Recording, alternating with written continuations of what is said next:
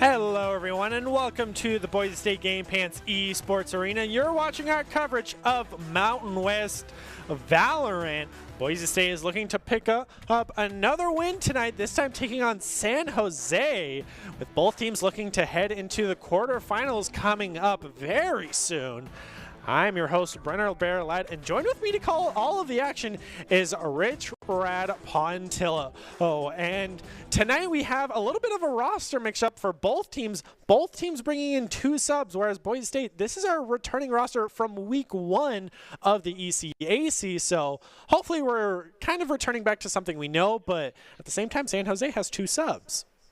Yeah, there's a lot to unfold here and unpack, really. I mean, the last time you and I actually had a chance to cast Boise State was back when they did have the roster with J-Bald and J-Bag integrated into this. We did see them on Ascent along with Breeze, so we've gotten at least some history with them on these maps consistently. But now going against a team, like you mentioned, San Jose being a top, very well-recognized Valorant squad, having some adjustments to their composition, at least regarding their players, is going to be an interesting discussion point. But you can see the roster that we have here. You've got Calvin D and Skies substituting in for those 2 individuals, and how they're going to be able to synergize going into this pre-quarterfinals match.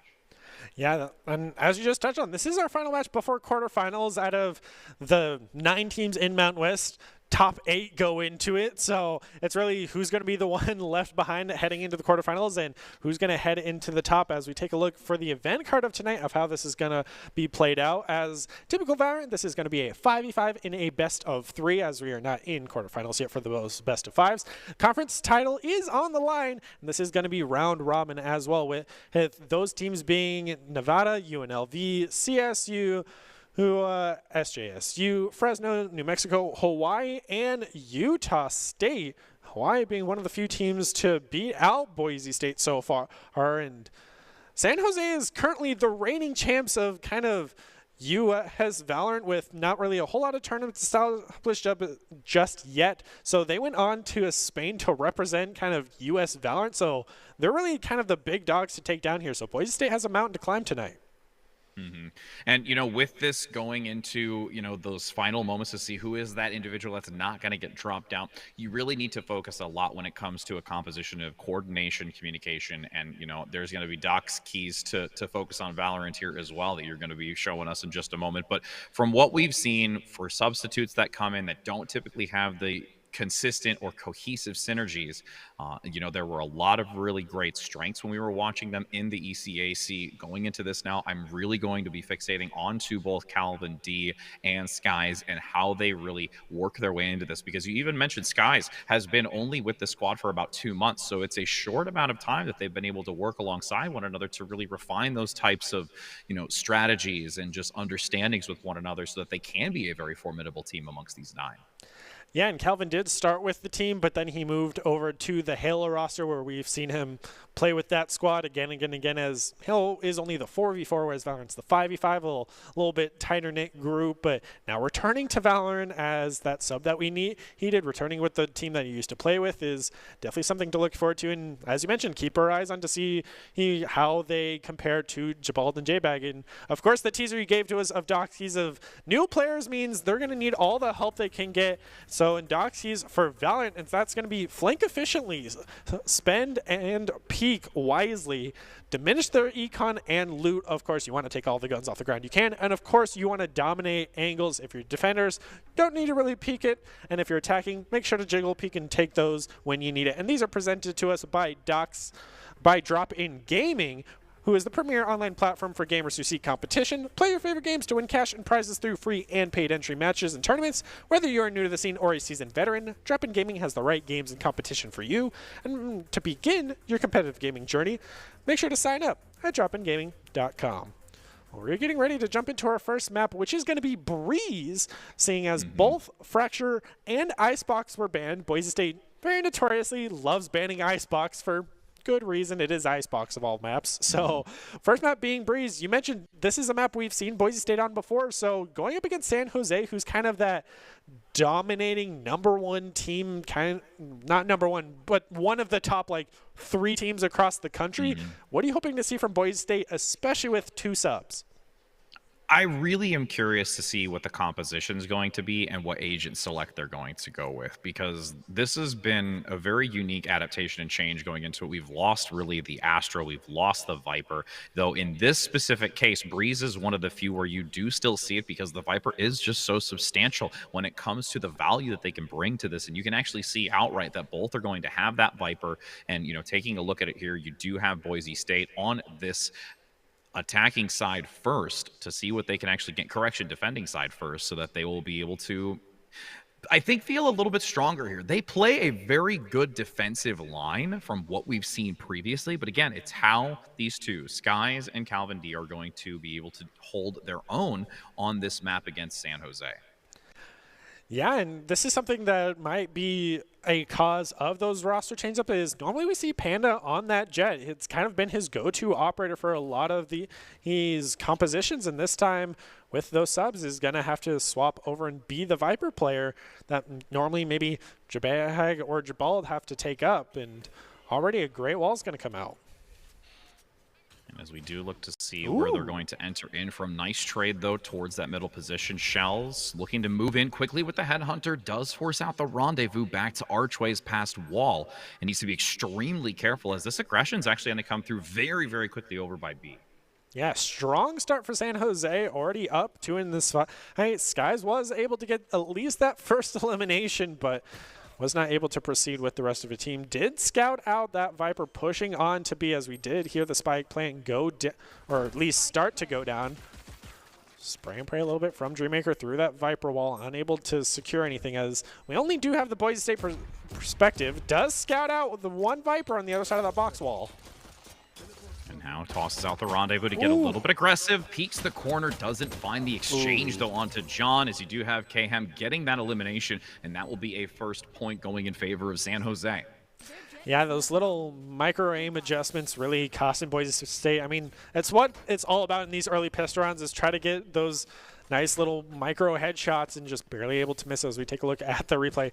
The rendezvous kind of thrown out to maybe scout out the position, but Boise State unable to land those key shots and loses round 1. But, I mean, this is a best of 3 round 1. This is where you just really want to learn your opponent the best you can. So, Boise State's plenty of time to make this up. I mean, the biggest thing, too, is because they're going to go into this as an eco, they have to, after this round loss, they're going to play aggressively as a group, grab this orb, and move into this middle position to try and find a flank. But while this is happening, again, we are only able to get this visibility of the Boise State squad. They are most likely posturing over towards that B position. They've not found anybody. There hasn't been any lurking. If they're going to get collapsed on here, you can even see transitioning over towards that window position. Shells is recognizing that they are clustered here. Yeah, this is the master flank, but San Jose has definitely noticed it by now. Can't see their health bars, so Boise State hasn't taken any damage, but Spike is down.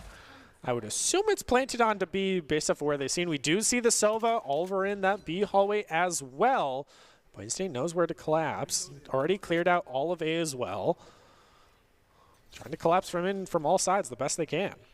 Yeah, they're going to move into this middle position through elbow, but now have to keep a very watchful eye onto Heaven. Gets the pickup, which is huge and necessary for them. But as they toss the rendezvous, they go down with an exchange. Ghost really only committed into this for San Jose, so they have not really committed too much into, as there's a weapon upgrade here from Panda going in with a force buy to try and take this. Unfortunately, they're not able to get much more out of it due to that economic downturn, since they did not get that first round. But looking into this now, Boise State has the opportunity to be able to obtain some weaponry that they can use defensively. You can even see Skies does have that Marshall for those long-range shots to hopefully try and change this outcome and hold some really clever angles to get the early picks wherever San Jose is going to press in. I mean, Skies with the operator on round 3 is definitely an aggressive buy here. They didn't even buy armor at all, just looking for that one shot. Boise State also really has been strong on the defense for A, whereas San Jose is consistently pushing the B, and already huge aggression having to force out the rendezvous from the chamber on Boise, you can see, but Calvin's going to get first blood. Viper wall comes through over by that B position again. That's where they've consistently postured to. They feel confident pushing into the San Jose. It's a lot of damage here onto Calvin D. Watching, gets a nice takedown though, despite being so low. Can't look for the heal. And Dreammaker doesn't get the swing with them, but now the weapon picked up, but into the smoke. can't seem to really do anything. They don't get a far enough position forward, and Panda is so far back as well. There's an even trade, and that's a nice recovery here, though, from Boise State. Yeah, able to keep 2 members alive just helps their econ situation that much more. Or hopefully they... Oh, Skies did even survive with the operator, so they'll be able to buy full armor and just maintain a lot of their money throughout, unless they buy a gun for their teammates, which I believe they did, just looking from the tiny little bottom left of how low their money is. So at least they're being the nice teammate of just, here, I'll provide for you. But they do still have 1 Spectre on their side, so hopefully going to go for a little bit of a close hold with that. And also just, you know, evaluating how close reaching to these ultimates that they can utilize to themselves. They actually have a Trailblazer coming out very early. There's the Recon Bolt as well, pushing through elbow, so they have this awareness that they are by B. Once again, only the Viper being sought out by window. So now with that knowledge, you can see that there is going to be the Viper wall activated for Boise on that A position by Pyramid. So if there is any aggression forward, they're going to be held off here. And this is a really slow, methodical play from San Jose. Yeah, it seems the 2 early aggressive pushes from them in their early pistol runs paid off, but now Boise State kind of got on their own aggression, and it's been working out with a good trade coming out from Shells. The biggest thing right now is the fact that San Jose has been unwavering from their tactic to go to this B position. This is Boise State actually taking advantage of it because they've not really adapted. They're not changing. They're not evolving from what they've done previously. So Boise State has the upper hand by constantly getting this, unless it's just sheer gunplay tactics, as the null point comes out, managing to suppress for the moment as they have to rotate back to this B position. Ooh, nice flashbang, but is unable to capitalize on it. It's easy there. Close range with the operator is definitely a risky play, but ends up being able to clear it out as the smoke does come out from the Viper, and the spray from the KO able to pick it up as well. Very ballsy play from Skies with the double smoke. Oh, it was a risk, but it had to be done. They knew where the default plant was. Nasir was able to just line up the shots necessary. The first half went smoothly, but then that second half, they had an opportunity of just following through onto it. But it was a worthwhile attempt, because at that point, you know that they've already seen Panda go down, so Skies has to commit to it and hopes to get it, but falls just short at the end of it. But that's also something to really focus on when it comes to understanding the strategy. You always know exactly where you're going to be planting it. You're keeping very watchful communication and being able to work as a single unit to prevent opportunities like that from Boise State from recovering. Yeah, Boise State also having going up against the Chamber Snapper, who did bring out his ultimate this time around. Also, you're going to have to watch out for both the Viper and the KO bringing out theirs. Boise State does have their own Viper to counteract, but a bit more commitment onto the B, and even a push down mid from Ropes as well. This is so forward from Boise. They're playing a little bit more aggressive, which I don't think is a bad thing to do, but I mean, again, the focus here is most likely over towards B. There hasn't really been too much, but actually in middle position, it's left open. So that gives the opening for Door, and they work their way in by Pyramids, and that's going to be both Skies and Panda completely bamboozled and in the middle of 2. But the fact that they are actually playing that forward position helps them for a small margin as Nasi gets 2, and both Skies and Panda go down. Yeah, able to deny the tour as well from the Chamber, but forces out the Viper ult. So still 3-3. I mean, Boise State definitely still has a chance here. Just pushing into the smoke when you have classics is probably not the best idea. They need Dream to get this recon. I mean, he got it. They're going to toss it in now, seeing if they can get some info onto where they are into this to push in. Nice couple of great shots. John gets 2, and there's the third, though. Jumps out of the Viper's pit to grab 2. They knew the recon bolt came through, so they managed to get that cleanup. Overall, really, really well played by San Jose, and this is the evolution that allows them to start getting some more opportunity. They finally change it up from that B position over to A, utilizing the middle segment by Pillar, where Boise State has actually not really had too much initial focus. It's always been towards that Caves position by A or taking that elbow area by B. Yeah, San Jose's just had really the huge econ buffer here, but now Boise State's going to have to go in with a double ultimate commit, having all 5 built up for this round 6 now. San Jose having a 3-round lead. John Hamm even getting first blood against Skies, denying the knives. Huge commitment. Oh, no. Even had the vulnerable and just burned down to 1 HP.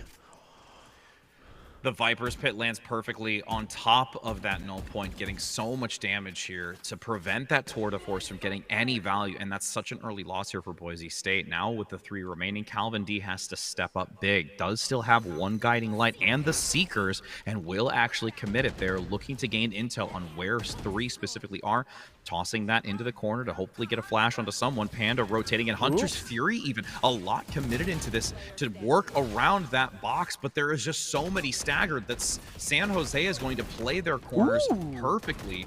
Wallbay from Dreammaker does get 1, but this is still such an uphill battle. Yeah, with 7 health remaining, a single bullet through the wall will be the doom of Dreammaker, who was able to at least take down the Jet for the side of San Jose, but still 3 members remaining, and John Hamm getting multiple kill eliminations in each round has been hurting Boise State. They just haven't had an answer for him yet. I mean, he's just been consistent with his gunplay with his hands on this Vandal. And as we do enter into this next round, this should be a little bit more of a comfort since there is some investment that can come through by Boise State. Curious of how much they'll be able to work with. A little bit of a prevention here from Panda, who does grab and pick up the Sheriff. Now from the opposing side, you can see that Shells is going to keep over by that B position, which, again, having 3 there is, I feel, the better opportunity. But again, there's this lack of control in mid that really concerns me for Boise State. Yeah, it seems Boise State has worked out with the Sheriffs before. We did see that last week for them when they were in the ECAC before they were eliminated. But Sheriffs can definitely work out. Ooh, big push through mid, taking a lot of poke damage as well. But they're still going up against the Knives and the Hunter's Fury of San Jose. So maybe they're also trying to just bait that out. Does throw out the Hawk and brings out the Dog. Looking to see if the Trailblazer can get anything. Long flash comes through. Panda has to flee to make sure they are not picked up. Great intel gain, but as that happens, once again, denied in vision. Shells able to remove this KO, who has been successfully getting so many gun trades, but now as San Jose has only 3 remaining, this wall is active. Ooh. Great shot by Shells, picking him up in the back line, and this huge crossfire gets denied by Shells, finding a 3rd, and they managed to get the defuse on a round that was not as strong weaponry-wise, and getting a couple of great pickups for them to save on this eco, and that they can make sure that they have multiple rounds ahead of them gaining value. Yeah, I mean, that elimination onto John Hamm right here was a fantastic shot by Shells, then quickly getting the refrag for his teammate, taking down Khan, and Panda finishing off the chamber was phenomenal. And now Sky's going back to the operator, but this time only having light armor. It's definitely a riskier play, especially going up against the Hunter's Fury and the Knives of San Jose, but they've been holding on to it for a couple rounds now, so maybe the commitment might come out. Viper also has Hurl to defend for Boise State, so some options coming alive, but Boise State finally able to end the win streak of San Jose is a huge for them, because San Jose was on a 5-round win streak. They just have the momentum going. Yeah, with this first round half, it was really, really dominated by San Jose. But Knives came out. You can see the daggers, yep, going to get 2 here. Khan doing such a great job with it, entering into this, and now even going to maintain a great position on that Hall's position. So underneath, Calvin D, along with 2v3 situation, still definitely doable. Oh, that flash. Ooh, down to 30. Still survive, though. Very lucky. Is suppressed, and the Viper's Pit's going to get both of them to panic and run into the sideline of Nashi on that KO. Clean communication on the engagement with the utility usage just caused him to panic, and he got the shots on. And that's something that has been a little bit more formidable, at least from San Jose, which is why we see them being such a top-performing team. They really understand the usage of their kit and how that they can get a lot of angular positioning to benefit in these choke points, especially when you're in a door like that. You toss the Viper's Pit out, it forces you to have to either play aggressively or backpedal into an unfavorable trade. And now at this point, with it being a 6-2, the Viper's Pit committed over by Boise State for B. They will secure this side and really just need to make sure that nobody moves through that tunnel position from middle and watch these caves, which I do like this forward position from Boise State. Oh, wow. She will get first blood against Calvin, with Panda picking up 2 more, but will get taken down by Khan. Viper's You need still a lot alive of for San movement Jose here. is the main target because they've just been the highest output of the DPS for the side of San Jose. So in the 3v3 situation, Boise State, they're the defenders and they're still playing very aggressively. Yeah, they're taking a really, really wide flank right now. And again, it's going to be a challenge because you only really have the Ghost here for Skies. The plant has been down. The recon bolt comes out, so you have to hesitate even further. And you know that they're going to be holding these angles. Window covered at least by Dreammaker to launch out that recon bolt for intel. Nice trade, though. Shells utilizing that weapon upgrade to their advantage that they gain by the pickup. Now they grab another, but Khan comes in with a quick two-piece. Ooh, nice. They don't check their flank for Dreammaker, but the second they go for one, there is a John Ham be able to smoke you for that last few. I tried to make that work. Smoked ham, smoked. Yeah, I'll give it to you. I mean, but Khan with this positioning was just so good. He was right at the tail end of the wall where he could just peek right around it and get it if he saw anybody of their elbows swinging out wide and just sprayed to the left and got two of them. So great position by San Jose, and Boise State having to full buy once again is on the edge of just being broke unless they can come out with a solid win here. Even going to bring out the tour for the chamber. I'm curious if they're going to want to hold it into a round later, since you do have Boise with a decent buy here. They're feeling comfortable in the middle position, though. A lot of utility tossed into that heaven position. Dreammaker's got to bail, but that for sure puts a disadvantage for San Jose with how much they've already committed, but they've still taken up Panda, and that's B-side completely open.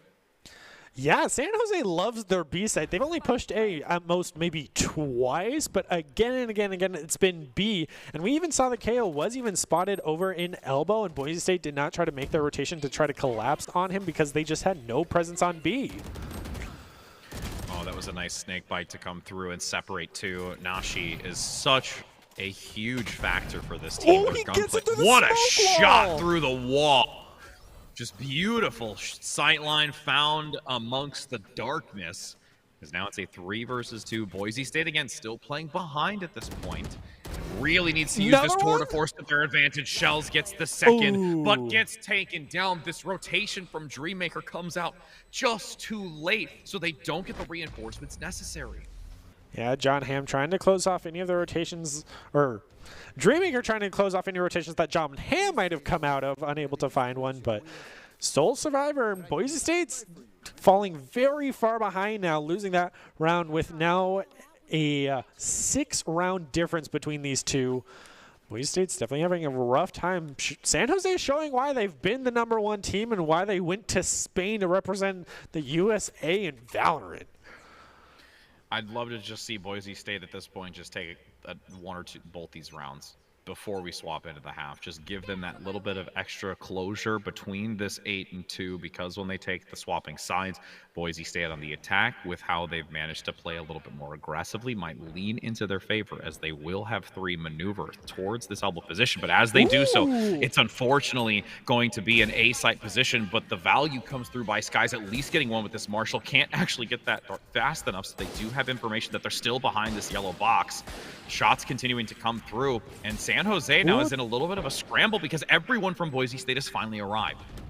Yeah, and Khan even brought out the knives and missed all of them as Panda gets it through the smoke, I believe, but a huge collapse from Boise State on this site. Throwing down the second wall, Viper Pit is down for San Jose. They're just on a hunting mission as Hyder picks up 2, making that 3 against Boise State, getting overly aggressive. This is such a difficult position, because your vision is so obscured with the Viper's Pit, with double walls, and this completely gets turned on its head. What a play! All 3. Dreammaker, you come in clutch. Unfortunately, it's not able to gain the round win, but you just gained a little bit of our hearts. Yeah, I mean, he closed the gap in the econ for sure. Yeah, that flick play was nutty. I think we're actually going to get a full visibility of it here. Just coming out this doorway, free firing. There's one. Oh, no, he cut it out at the tail end.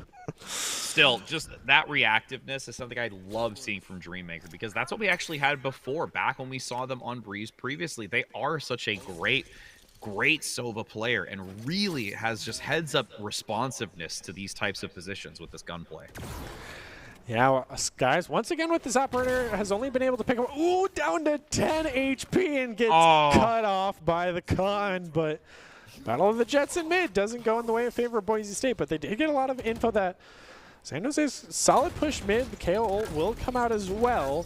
Recon Bull over on A. They're going for another A push, bring down the wall, and Silva picks up one. Khan gets a second. Nice finally angular play here. On though is going to get a lot of stacks, rotating in the back position.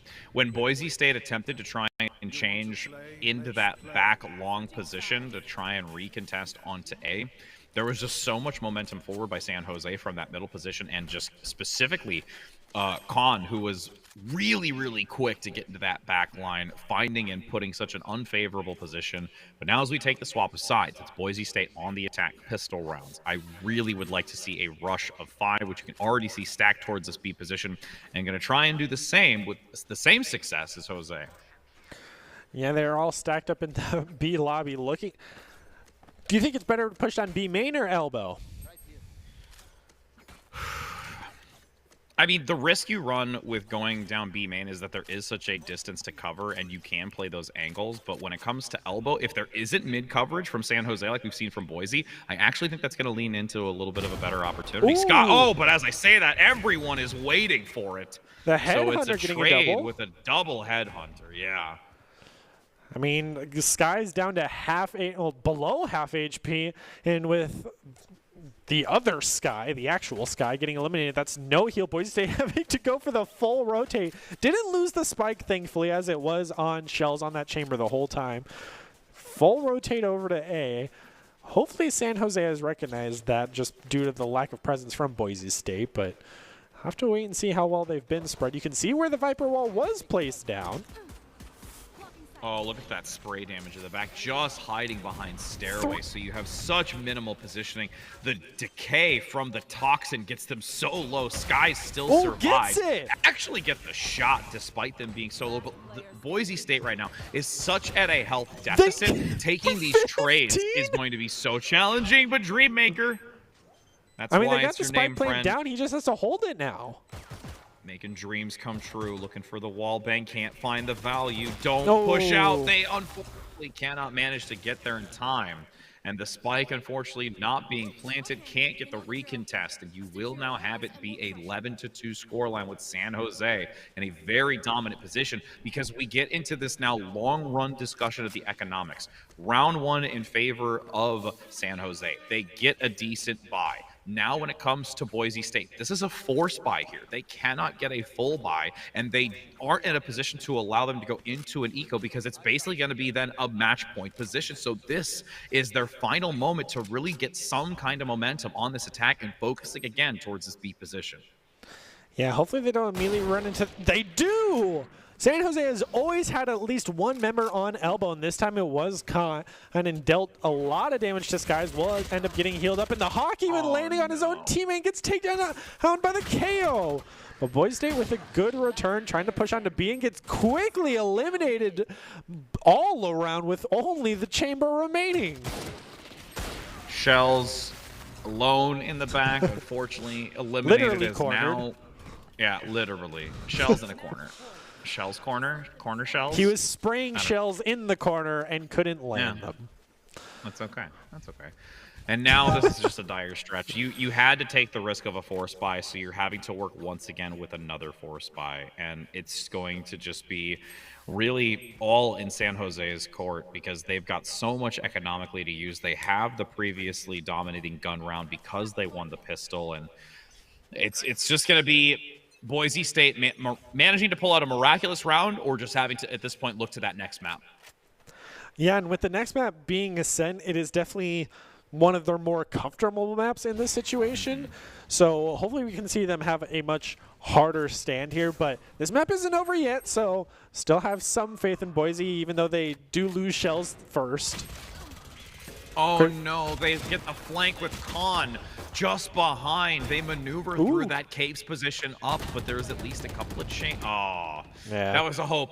That was the opportunity to potentially get a couple of gun pickups, and now Dreammaker all alone in this. So this will be San Jose managing to take this first map, but As you commented, Huge. Breeze not as strong.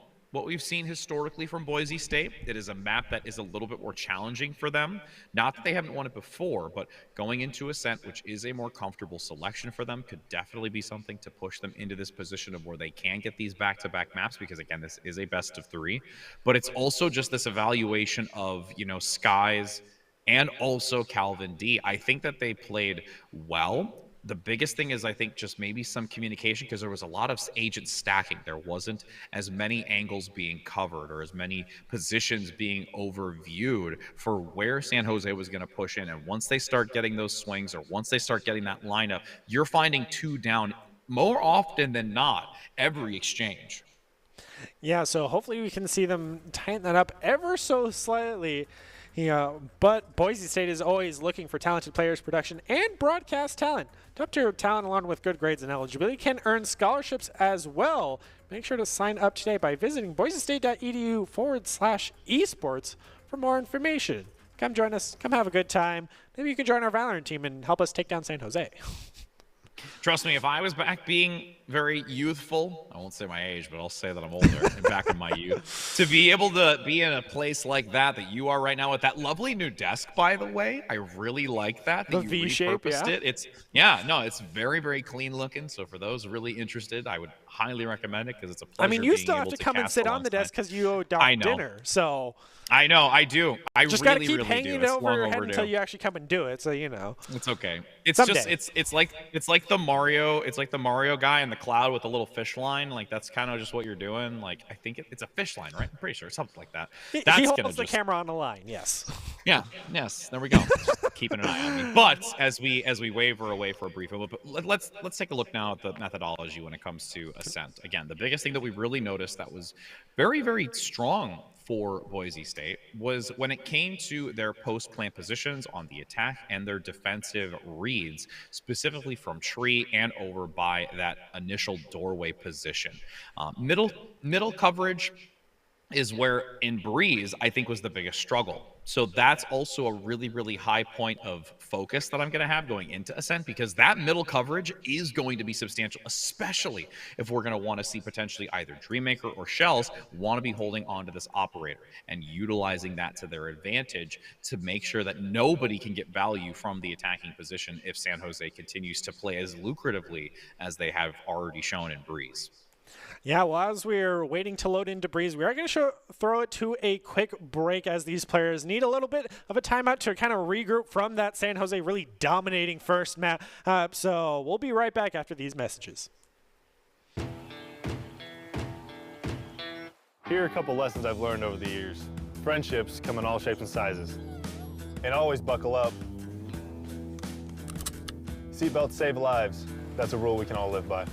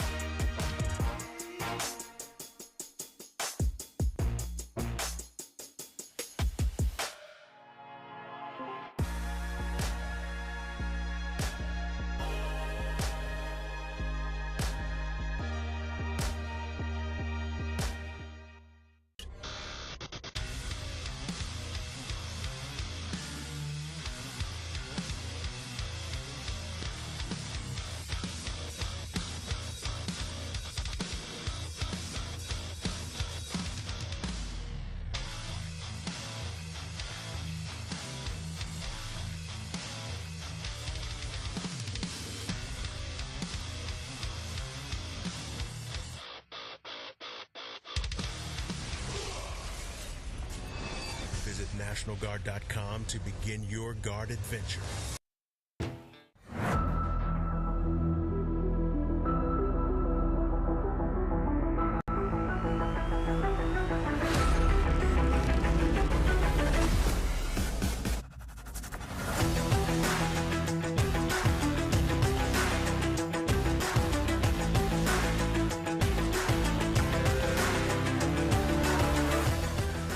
Hello everyone and welcome back to the Boise State Game Panther Arena. We are continuing our coverage of some Mountain West Collegiate Valorant. We are in the final week before the quarterfinals with Boise State taking on San Jose, kind of the reigning champs of the Valorant situation. As I am your host, Brenner Berlad, and joined with me to call all of the action is Rich Rad Pontillo. We just saw San Jose take a win on map 1 of Breeze. Pretty dominating performance with Boise State only able to win 2 rounds is a pretty hard loss, so definitely need that break to kind of regroup and bring things back. With Ascent being our map number 2, map Boise State has put a ton of time into, and we've seen and casted it a ton.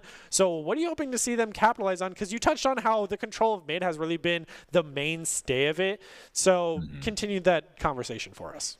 Yeah, I mean, again, for those that might have just been away before hearing it or coming in now, that middle control was really struggling for Boise State in Breeze. Now, the unique difference between Breeze versus Ascent is that you're talking about sheer square footage and also obstructions within that map of Breeze. You have the pillar, you have that elbow position, so there's a lot of things that kind of make it a little bit more challenging to really keep an eye on in that middle position. But when we talk about Ascent, there is just that open space. The garden itself doesn't really have anything to really block sightlines. The only thing is up in that backline position where that box is, that a lot of either jump peeking or jiggle peeking will occur when you're on the attacking side, because you know that somebody is going to be holding that mid position, because it is such a long sightline for an operator, for a marshal, for a jet, any of those that can be utilized to really hold and prevent those clean rotations, because then it forces the attackers to have to take wide backline positions all the way to that A long or B position. And just curious to see how Boise State is going to utilize that to their advantage. And then also in the same regards, how is it that they're going to potentially punish San Jose when they find themselves in the defense? So it's a really key focus for me, because I think that a lot of teams can struggle understanding that ebb and flow and control necessary of that position in the map. Yeah, and I think a lot of that pressure might land onto Skies or Shells, who have been the main snipers of Boise State, to hold those long angles. Skies with the operator got elimination here or there when they did buy that operator, when Boise State had to go for that full buy, but they never had the armor to support it, which led to them getting eliminated a lot of the time. And then with Shells, able to get a lot of elimination with the tour on that chamber, and a ton of value, being the last member alive again and again and again. So hopefully here on Ascent, maybe they'll change up the roles, maybe different agents here. Well, definitely different agents, because we're not going to see a Viper here on Ascent. Well, the other thing that's most likely rising to power in this is that specifically we look to see it with the Omen. Omen has really been the alternative that we've had transition into this. The Astra has basically fallen off. The only time that we really ever see it is if it's a composition that wants to work specifically around that utility and working with it, because even in the VCT that we've been watching right now, for those that have been keeping track of upper level competitive, Ryokovic is only really seen 2 teams that have synergized with this Astra, and even then it still really doesn't bring the success that we've seen consistently with more of this rush aggression type of composition. But my focus here is with this final selection, you can see in the agent select, Calvin D gonna bring out the Sage. This is different from what we had previously. It was the Sova, which is the mainstay, Chamber Jet of course as well with the Omen, but it was previously the Sky that was rotated in with this composition versus the Sage. So you get that resurrection, you get that wall coverage, you also have that slowing orb that can really zone off and cause tension into these certain choke points to prevent the free passageway from certain angles. So I'm curious to see how that is going to also be worked into this, because we saw J-Bald be a very dominant factor when it came to some control and also intel gathering that the Sky typically brings. Yeah, and also to talk about the San Jose roster, they're bringing in a Cypher, which is someone we have not seen pretty much all season. So maybe it's just the San Jose trick of they really know how to play him very well on this map outside of the meta, which is how they kind of confuse the enemy team. Whereas Boise State's, as you mentioned, just really sticking tried and true to what they know well, rather than just preferring the Sage to the Sky. Yeah, but these early rounds are really going to be the main determinant of how this match might go, especially with how much pressure Boise State is putting into mid. They're taking your advice to heart and just going all mid. Yeah, the other part of it too is because you're essentially having to also evaluate what you're gaining for what you're trading. So typically the Killjoy is the option that we've seen instead of this Cypher, or alternatively even using a chamber in and of itself to kind of fill into this role. Dreammaker gets a great pick though onto KM, who is playing a really forward. Nice opportunity to take that advantage, and Panda's going to also maneuver there through that tree position, getting these couple of peaks, jiggling out to make sure that they aren't overly exposed. And I would like to see the rest follow through on this, because there is intel that the Cypher is managing this B position. Yeah, so Boise State pretty stacked up heading into tree. Will run into Khan, who is able to pick up Skies, but Panda gets the refrag for his teammate. It says a lot of bullets coming through the smoke, but Boise State is able to get onto A with the spike, so it will go down there. They have control of Hell, have yet to place a member up into heaven, and that will cost it with Nashi coming in down, able to pick up one onto Panda. Yeah, Dreammaker down underneath, and you've got Heaven occupied by San Jose, who is now starting to change the outcomes here. But Dreammaker just swing. Sneaky and really great chance. But there is a last moment of effort as San Jose can't get the final takedown onto Calvin D. And that's going to be a morale boost here, taking this pistol round and utilizing this momentum so that you can have Boise State take an early lead on this map, which again, as you commented and I have reviewed before, a more dominant map selection. Yeah, having control of Hell when Heaven is pushing you hard is exactly why you want to push that A position, take control as quickly as possible. The rotation through tree was pretty brutal. They did end up losing 2 members on that push, but able to come away with it, and will end up being able to full buy here with Armor and Spectres. Even a single Bulldog coming into this, but with Smoke committed to that intersection in the mid, and even scouting out, I believe that was the Cypher now stuck in the corner. Boise State could push that and try to get the elimination here. And they do. Nice pickup. Yeah, at this point, Boise State's going to take full advantage of it. There's no real way that San Jose can counteract this unless they get some really clever outplays for either positioning or lurking. But with how Boise State's playing, where they've got this chamber, manning that B position, also having Panda with this wide back angle onto the A long position, there's no way that they can really do this. So as long as Boise State plays this methodically, moves in towards this A position for an easy plant, this shouldn't really be too much of a challenge to take this. Hopefully not famous last words for Boise State as they lose another member now, even 3-3 with Khan with the Sheriff able to take down Dreammaker. Panda throwing as many smokes as he can, is able to scout out John Hamm in heaven and take him down, as well as the Khan behind the boxes on the side. Hey, so Calvin's going to have to throw it on the wall to cut off tree, take a little bit scouting from the recon ball, able to deny and get Spike Plant down, but Shelled with the Bulldog finishes off Hyder, and that's round 2. Boise's on their first win streak ever. The one downfall, unfortunately, is that Khan still got a lot of value. There were some really great eliminations, so the economy can't carry as many weapons over, but this is still the right direction. Boise State is finding themselves in a position of power, and the real question now is, how will San Jose be able to compete against them now? Because they have the econ after getting the few eliminations and also saving that round to come out defensively with a lot more firepower. This time I'm going to go for the B push. No spray through the wall from San Jose. Hey, so that means no Ares much. A little bit of bullets being exchanged through that wall. All right outside of the B lane, but a lot of smoke being committed. Sky's not dashing in just yet. Of course, as soon as I say that, they go for it. Even activate the switch for the door as Nashi picks up that elimination with the Phantom this time around. But Panda's going with the Sheriff looking for one.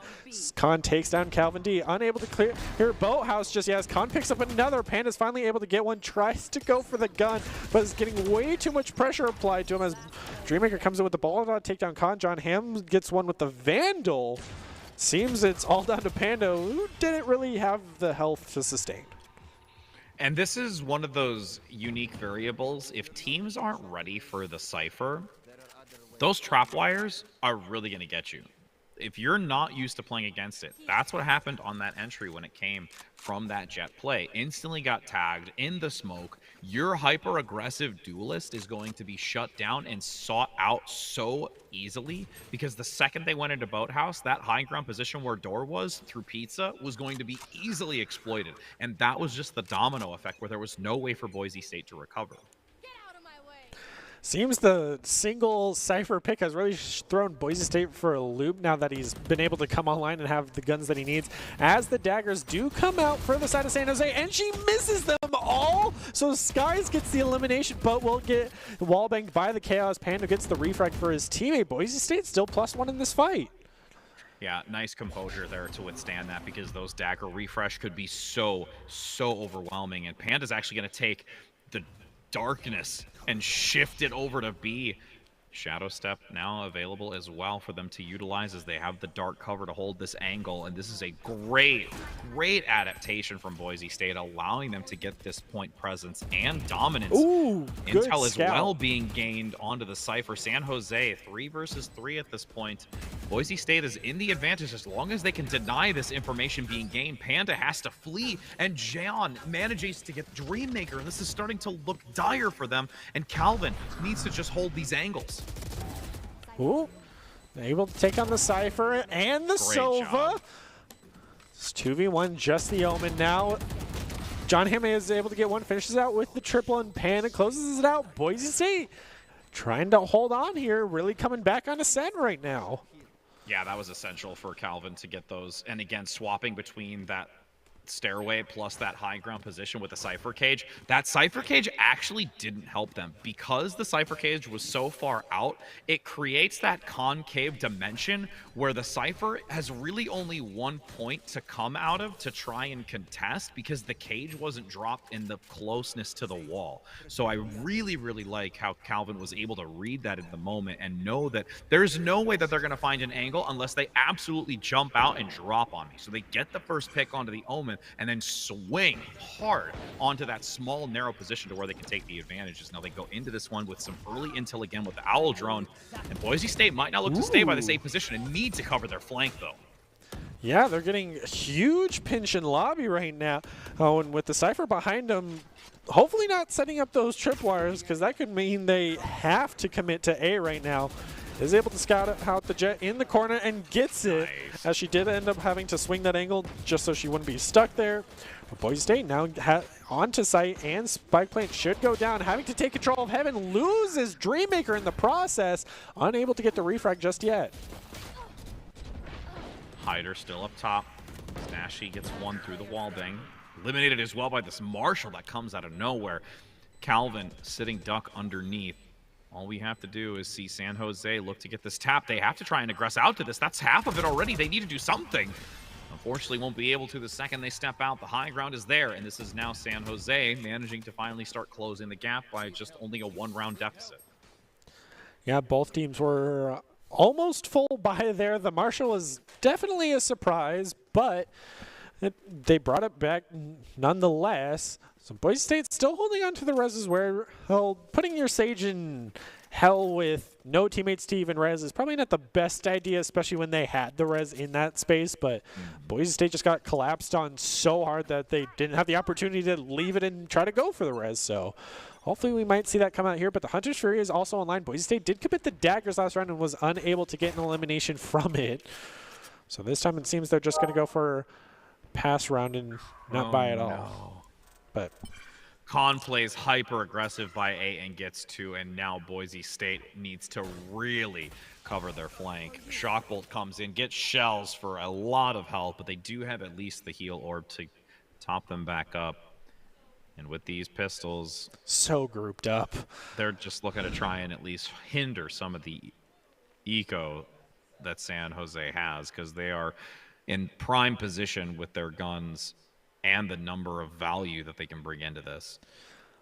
Also, something to note is Boise State does not have their hands on the spike, finally able to pick it back up, which I don't believe is an audio cue for San Jose, but I mean, not having the spike the whole time. Ooh, does get the ping from the mid. It's just they're so making sure that slow they're and checking steady their right now. corners. Have to check every Yeah. angle because a single member could easily dismantle this push and give away where they're pushing to even. And even the ultimate orb not being picked up might be a sign that San Jose is trying to bait them out. Doesn't seem so just They're not yet. gonna have Pretty to. aggressive push, dashing in as well. Shots being fired, unable to secure the Cypher, but gets the Jet instead. And just like that, push is over. Worthwhile attempt, but unfortunately, when you're only coming in with a handful of pistols, it's a round that you feel you have to give up, as it is a 3-3 scoreline now. Boise State feeling a little bit more confident. I'm curious if they're going to go for a force buy here. They do have at least the Vandal in hand.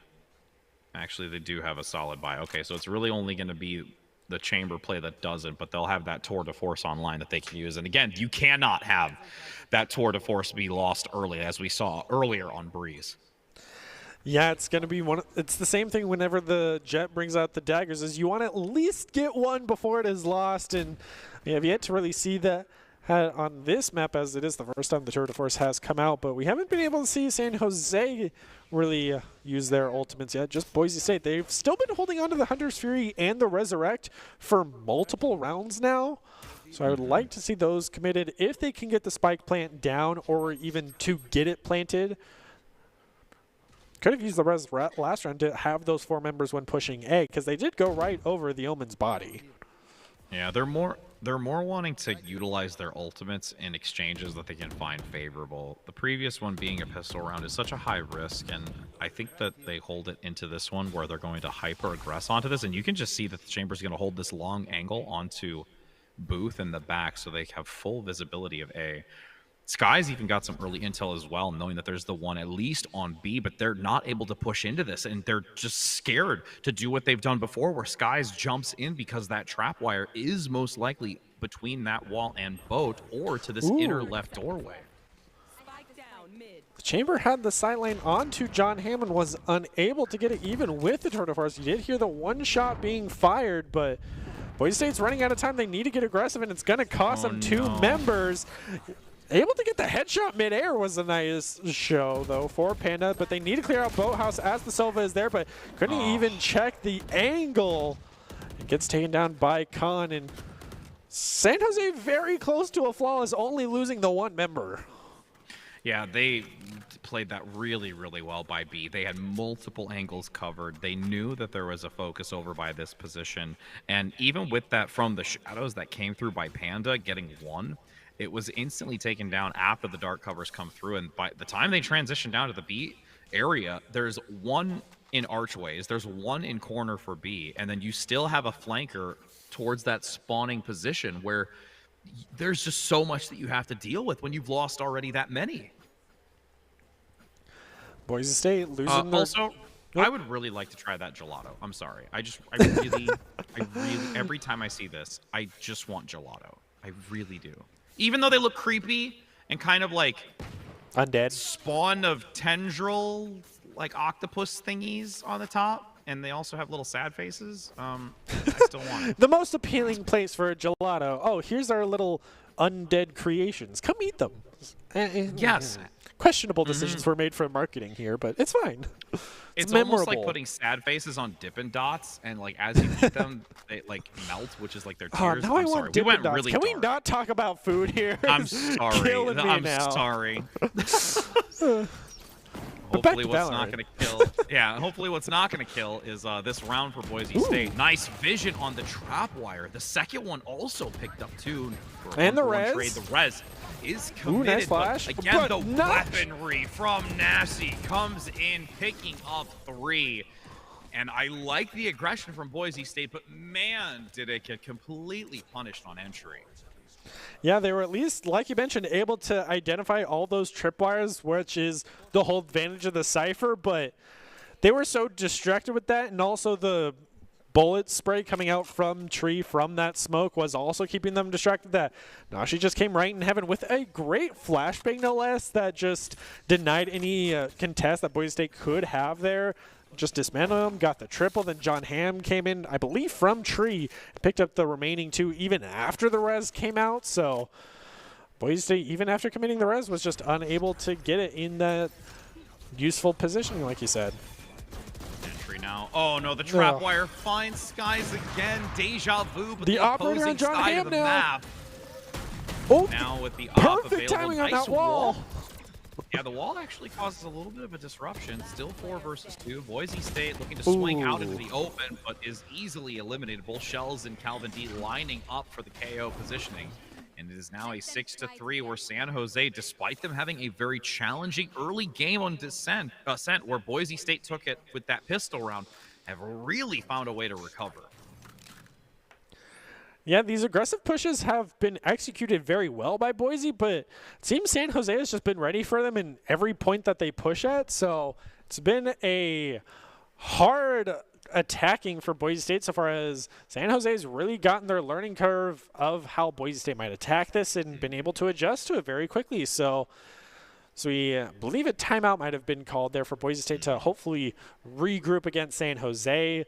Have to wait and see what they might adjust, but anytime they've been in an aggressive push against one of the sites, San Jose's had at least 3 of their members there, or one who's in mid and can rotate quickly and just collapse on top of them. And they also have kind of the split target priority of, we need to get these set Heifer, tripwires out of the way so we can push onto site, or we push right over them and they get taken down either way. So Boise State's really stuck between a rock and a hard place. Yeah, the Cypher really has put a dampener on this jet play, and it's been successful. And the other part of it is too, is even though that Boise State has been adaptive to change outcomes and points that they want to aggress on, San Jose has actually read them very, very well, because every time that they're on that B position, you have the Cypher traps. Then it transitions to A. It leaves Skies in such a terrible position to where every time they enter, they are just not feeling confident, because they could just be walking openly into a very, very well-placed trapwire to get them vulnerable. And taking a look at the economy, this is a force buy once again by Boise State. Ooh, able to get Nice +1, and John Hamm is a 2. huge pick. Yeah, that's absolutely critical for them, because they were not able to get the elimination down below. That's where the gunplay difference comes through. The value of that Phantom is far superior to the Stinger. But you now have at least a pickup here. Dreammaker getting that weapon advantage. A little bit of a unique position to put this spike to see if they want to play a little different angle. San Jose now at the disadvantage. Yeah, spraying through the floor the best they can to try to prevent any push coming out from Heaven. But Skies picks up John's operator and finally is able to utilize it, picking up the KO, as well as Shells bringing the Marshall. And Boise State getting a thrifty, no less. Yeah, that was the pick onto the Omen out the get-go to grab the operator was the biggest win for this entire stage, because it has been consistently a problem for Boise when they are going into this Omen play and that operator. It will constantly find value. Even when there are these trades that come through, they've still been able to recover. Now, you have Skies holding on to this operator, looking to see if they can manage this B position. Same aggression comes out by A. I would like to see if they can take advantage of this, in San Jose thinking that they'll take a different position. A lot of utility committed over towards this B position. I wish they would have actually held these bursts, but gonna commit all 3 as well with Skies. Okay. Oh no, Skies is gonna be rushed, and this is just a great read by San Jose again. That's the biggest thing for them. They have really, really understood how Boise State wants to play, and you have to roll the dice when you take a pick of sides. And what they've been rolling has been consistent boxcars on this craps table. Yeah, they've been rolling 12 again and again and again. Panda able to at least deny John Hamm that much more econ, but still ends up ultimately getting taken down. And now San Jose in a 3-round lead. Last round before swap. Spend all your cash now and hope for the best. Skies just got overrun trying to hold on that B rotate on top of Booth, but they were able to pick up on Khan. But as soon as they re-scoped in, it was just suddenly, oh yeah, there's 2 members of San Jose right in front of me. And as you mentioned, even the utility usage coming out here was hurting. So hopefully in this final round, Boise State might be able to come out with a win to keep things a little bit more even, especially on Ascent, which is one of their most played maps here. Nice shock pull to come around the corner. Does not manage to land on the Odin. Oh, No! A little bit of a suppression right now. Trapwire, again, leaving them vulnerable and lined up. But Panda and Sky is able to turn this. Still have a ways to go. They also need to prevent the null command from getting the resurrection. They're going to instantly make sure that they guarantee the spike and then look up the stairway. Oh, the res does come out. Get it. Yep, they get it. So now it's a 3 versus 2. Dark cover available by stairs, and you will have a swing and a cleanup by Khan come in.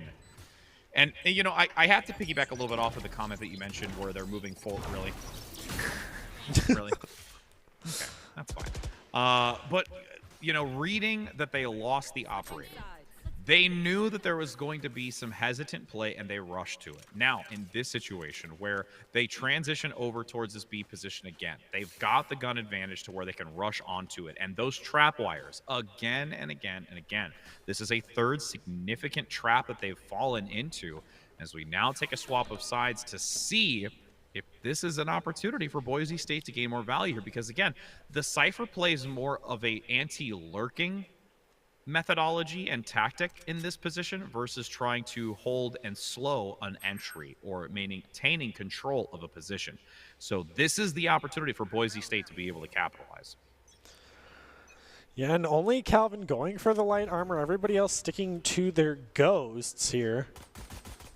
Ooh, able to scout out the drone over on that A side push from Long. A lot of utility being committed on A, even able to scout out 2 members pushing it right now. Trying to rotate to hold tree right now with Calvin. I like these dark covers, though, coming out to try and block some of it to see if they can prevent them from getting any momentum through tree, because the flank could come through, because they're both looking at it, too. Skies and their partner just waiting for them to move forward. But this could have been an overcommittance, and now they're going to hyperfixate onto B. Nobody's watching mid, so they've got a clean transition and could go through Market and Pizza. Yeah, he does have the Headhunter online. It's just going to be all about the flicks if you could perfectly get to that head height and at least take down maybe 1 or 2 members, seeing as you only do have the 5 bullets. Unless this is the magical moment. We see 5 bullets, 5 kills. It is possible. It'll be like a good old 007 golden gun round. Oh, you can see the recon bolt in the corner. They're committing it. The smokes come out. This is a hard beat push now. And able to take down 1. But that 1 costed 3 shots. It's fine. Math is not our strong suit. Ooh, gets the flank onto John Hamm as well and picks it up. Spike plane does go down, but they're very cornered in a 5v2 situation. 5v4. Or I can do math. It's fine. Oh, no. This trade out finally goes in favor. Again, Boise 2 for 2. State's been playing. Boise has been playing very, very great pistol rounds. That's something that they've been really growing and getting better at, which leads them into these advantageous rounds afterwards. And now it's more so like that middle game focus. They have this early opportunity. They get the first couple. They basically guarantee themselves 3 rounds. That's what they're looking to do. That's what they want to ideally do with these pistol rounds, is they get those 3. If they either do a force buy in 2 or they outmatch them in round 3, and then once we start getting into that 4th round, that's where things start to look a little sketchy. San Jose is able to close the gap. They find these opportunities. Their gunplay has been very, very stellar and has worked for them heavily, especially coming in from Nasi and also Khan. Yeah, so already a lot of utility being committed mid. Scouted out both the Cypher and the Jet, and huge trades. 3 for 2 so far in favor of Boise State. That was such a ballsy position to play out into that open space when you're going just out of dark cover. Down below, the vision is there, looking for a ricocheted shock bolt. Oh, but as you do so, you leave yourself vulnerable for Hyder to get it. Boise State still takes it. I mean, they've been just very lucky. Survivors here on Ascent now playing yeah, pretty much. Defense. But Boise State definitely having a commanding presence on defense on Ascent so far. I mean, they're showing why this is their map, and San Jose having a rough start trying to get their attack momentum going, but now they're able to full buy. Just looking at how much money they have saved up, but Skies does have the operator, is light armor though, so he's gonna pretty much having to hold B by himself. This shot has to come through if they play over towards B. I almost wanted, Skies. ooh, 2 scouted A long already. Haven't even walled off mid from tree.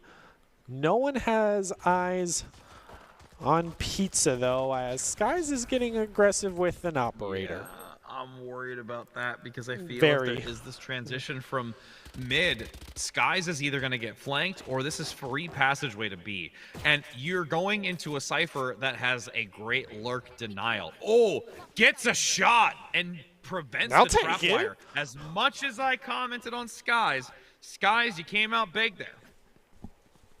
I mean, take what you can. Has 32 HP remaining. Falls back. No spike down. 45 seconds remaining. Gets healing as well. 5 members of Boise State alive. San Jose, not. They have to be pushing mid or the sky. Okay. I guess they're still pushing A. Yeah, they're looking to stay towards this position. They've not yet opted to change positions, but a lot of dark cover here. Paranoia also already expended. They're going to actually go in for this plant. Ooh. They've got to collapse onto this. Boise State should be able to take this. No chance. Oh. Now for one down below, Hyder going to go down, and that's going to be a round victory here again for Boise State, continuing to close this gap and is in a position with this momentum where they can surpass San Jose and possibly bring this into a third map. Yeah, they're definitely trying to. And if we go to a map 3 of Haven, Haven used to be Boise State's best and most played map. That just now being replaced by Ascent, I believe. So if we head to a map 3, that will be a very close showing. But so far, Ascent has been a very defender-dominated map. Yeah, it seems to be, at least for both of these teams. And again, with how you keep control of these angles, especially, as I've mentioned before, watching into this middle position, it's so critical. Dreammaker, you were playing a dangerous game the second that dark cover fades. Living life on the edge. Ooh, trademark was destroyed, so that's a little bit of information that they may be pushing through mid. Is able to scout out the Omen from mid. Ooh, the Jet's pushing as well. Panda's there with the defense. Gets both. Panda gets a huge two-piece on this, and that is so needed. Again, for Boise State to continue to gain this morale boost, this necessary revitalized energy to compete against San Jose, who is this dominant team, as you mentioned, for the region. Hyder finally able to shut down the shock bolt. Recon bolt actually isn't going to get too much information because they are down. They at least notify where Dreammaker is, but it's a 4 versus 2, now down to 1. And that is going to be an easy pickup. Nasty is going to be very so close, yet so far. Very alone in that middle position, and at this point, they're probably just going to look to back off, go back towards their... Ooh! Getting aggressive with it? All right, they want that op. I mean, he has full armor and full health still. No, not anymore, but he picks up shells and spike. Wow. Really hey! Pistol shot in the face. Pop, pop. I mean, it cost him shells, though, which is unable to see that perspective, but I was hoping shells would have been able to at least hold their own, because they were up in window as well. It's just one of those things where, again, you lose a little bit, but it's not too terrible because going into this, again, Boise State has quite an economic gain from these previous rounds that they've won back-to-back, so they don't feel too uneasy about it. And you can even see that they've got... from the Shadows, they've got the Hunter's Fury, and they're even approaching the Tour de Force as well. Yeah, with San Jose only having the Omen and the KO ult, not really a lot of those big playmakers. Ooh! No, not even a look in mid. Again, if you leave it open, aggressive push it is a viable opportunity. B for bleh. Exactly. They're going to be... Ooh, has a good... Oh, okay, why'd you... Operator, hello? Close encounter. They don't want to risk it playing these corners. Skies Tripwire, scouted out for once. Is there going to be a second one? No one holding corner. This is the collapse opportunity. They need to try and take advantage of this as the Owl Drone comes out for intel. Suppression active. Null Command, I believe, is going to be committed into this. Actually, no, it's actually 0 point that's been tossed into it, not the Null Command. Running out of time here. We are finally back to even at 8v8. Hunter's Fury will come down. Oh, no. Able to find one, gets another. They have to rush the spike. They have to rush. Ooh, it's going to be real close. They got it. No, they'll get it. They've got enough time. It's before the outer white ring that lets them know. So that was a great recovery here. They better dash for that operator, though. I don't know if they did not get it. They didn't. They just had to rebuy. I mean, they have a very cushy economy buffer right now, but they're going to the bank and they're withdrawn right now. So must be nice. Yeah, agreed.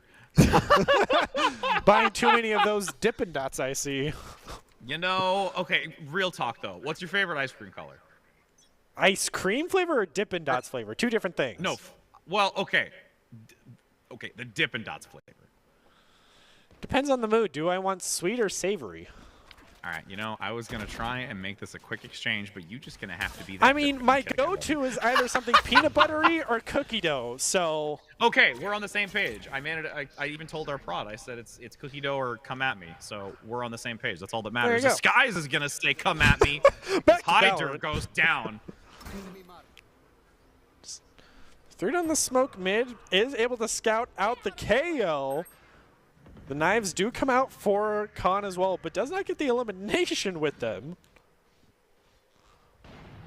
Instead, just gets shot down. Skies. All right, good value. Skies is just going to continue to find value. Ooh, and really, good right claps. now, this is substantial from Boise State, where they gain another win. And San Jose, this is just not a map that they feel comfortable on, nor does it feel that they are as practiced on. They just leave so many different angles open. They're not watching their flanks, these rotations, and these initial pickups that are coming through from Skies.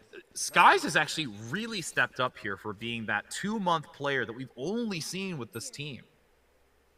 Yeah, I mean, they've been all about the Jet and the Operator. Jet and Operator, Jet and Operator, and it succeeded for them. And even when they have dropped the Operator, to my suspicion, were able to excel with it, picking up that Vandal and able to collapse on that B push in 2 rounds prior from now. But now Boise State, 3 rounds away from being able to take it. Huge push from mid, able to take down Dreammaker from Khan. Sky's the only member on B is getting collapsed on with an Operator in a corner. Not the best situation. The owl peak coordination with the follow-through is huge because you initially look to try and take down the drone, but the second you go for that, it leaves you open and vulnerable to not get the trade. Darkness. Yeah, coming through from the shadows. Where are you going to go? Actually, more so used as a decoy.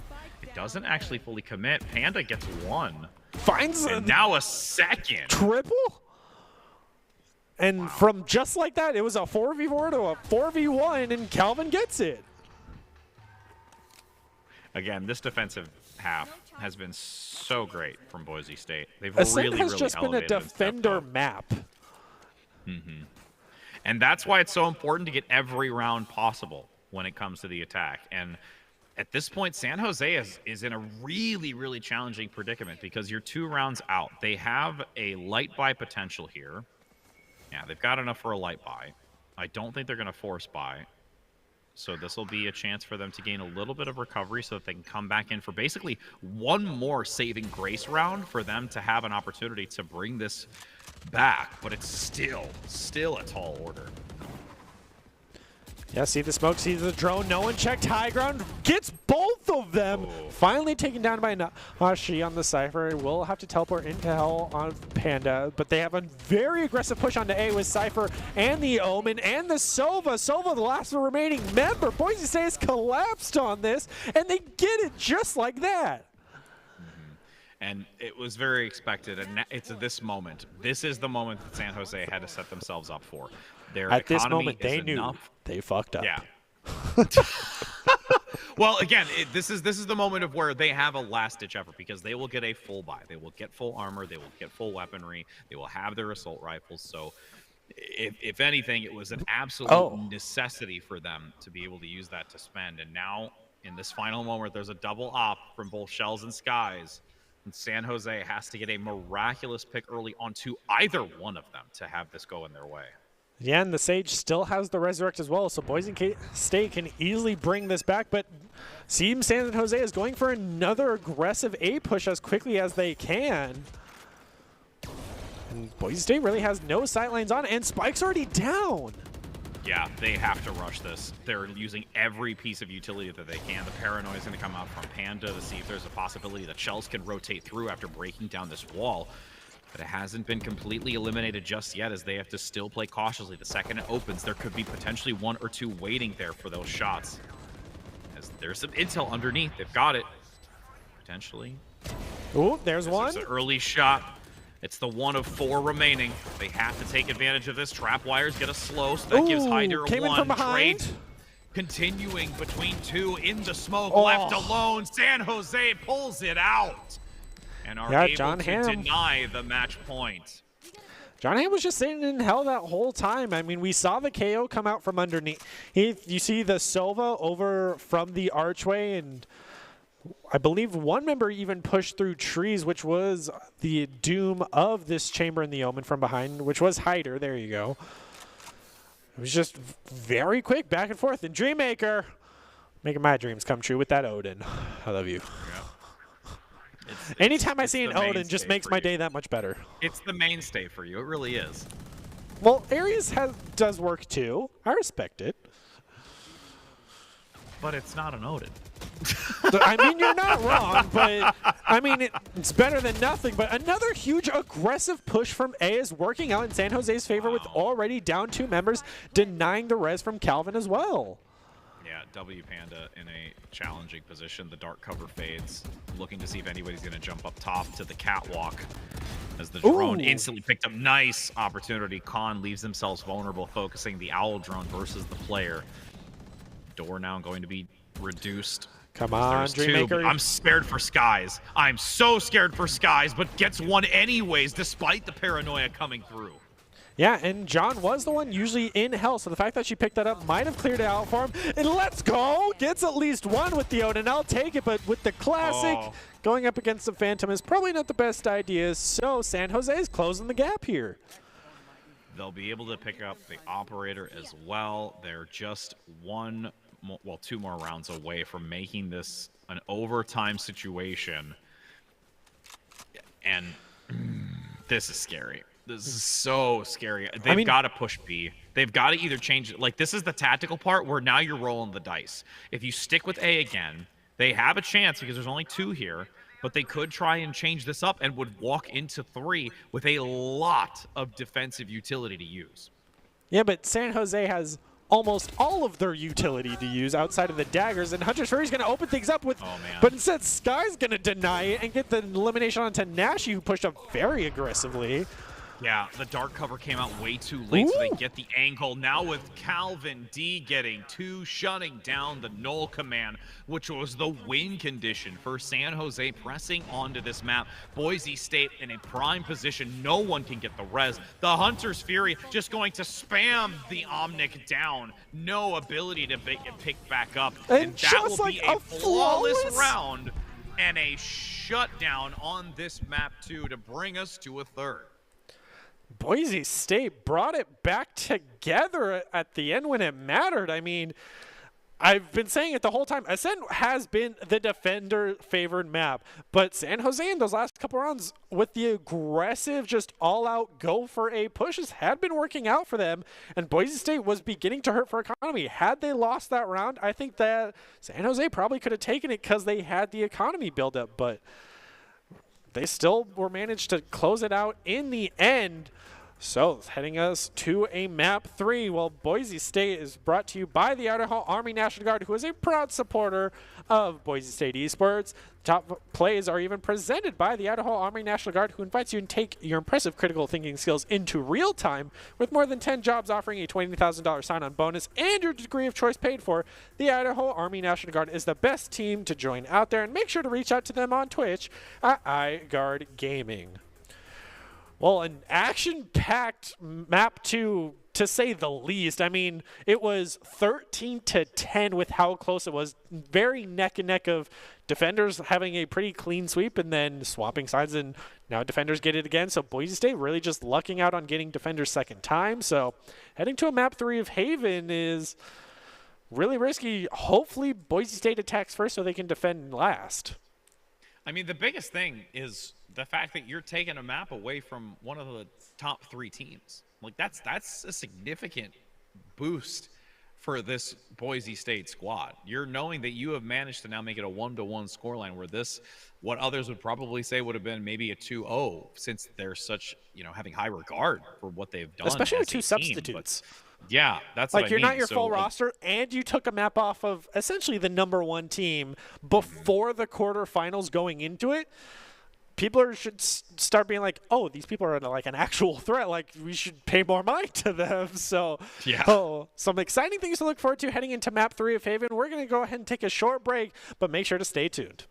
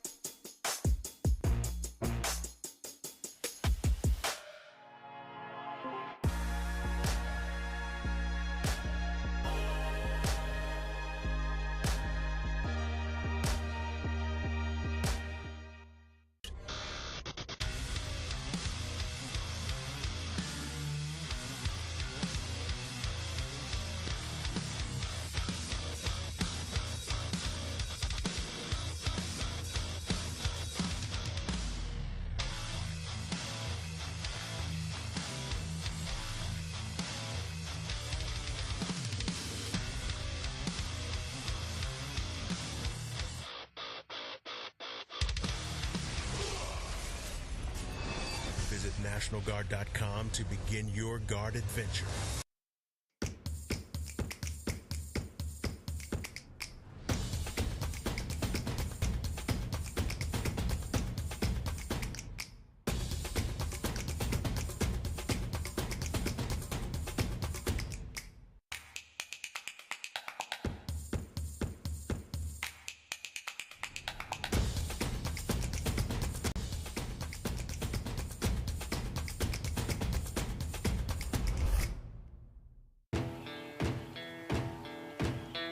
Here are a couple lessons I've learned over the years.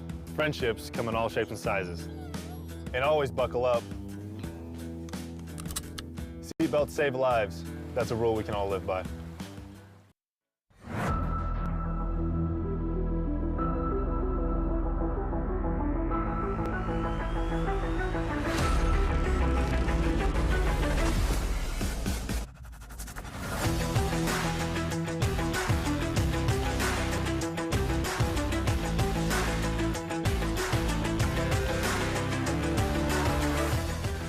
Hello, everyone, and welcome back into the Boise State Game Pants Esports Arena. We are continuing our coverage tonight with Boise State taking on San Jose in some Mountain West Valorant.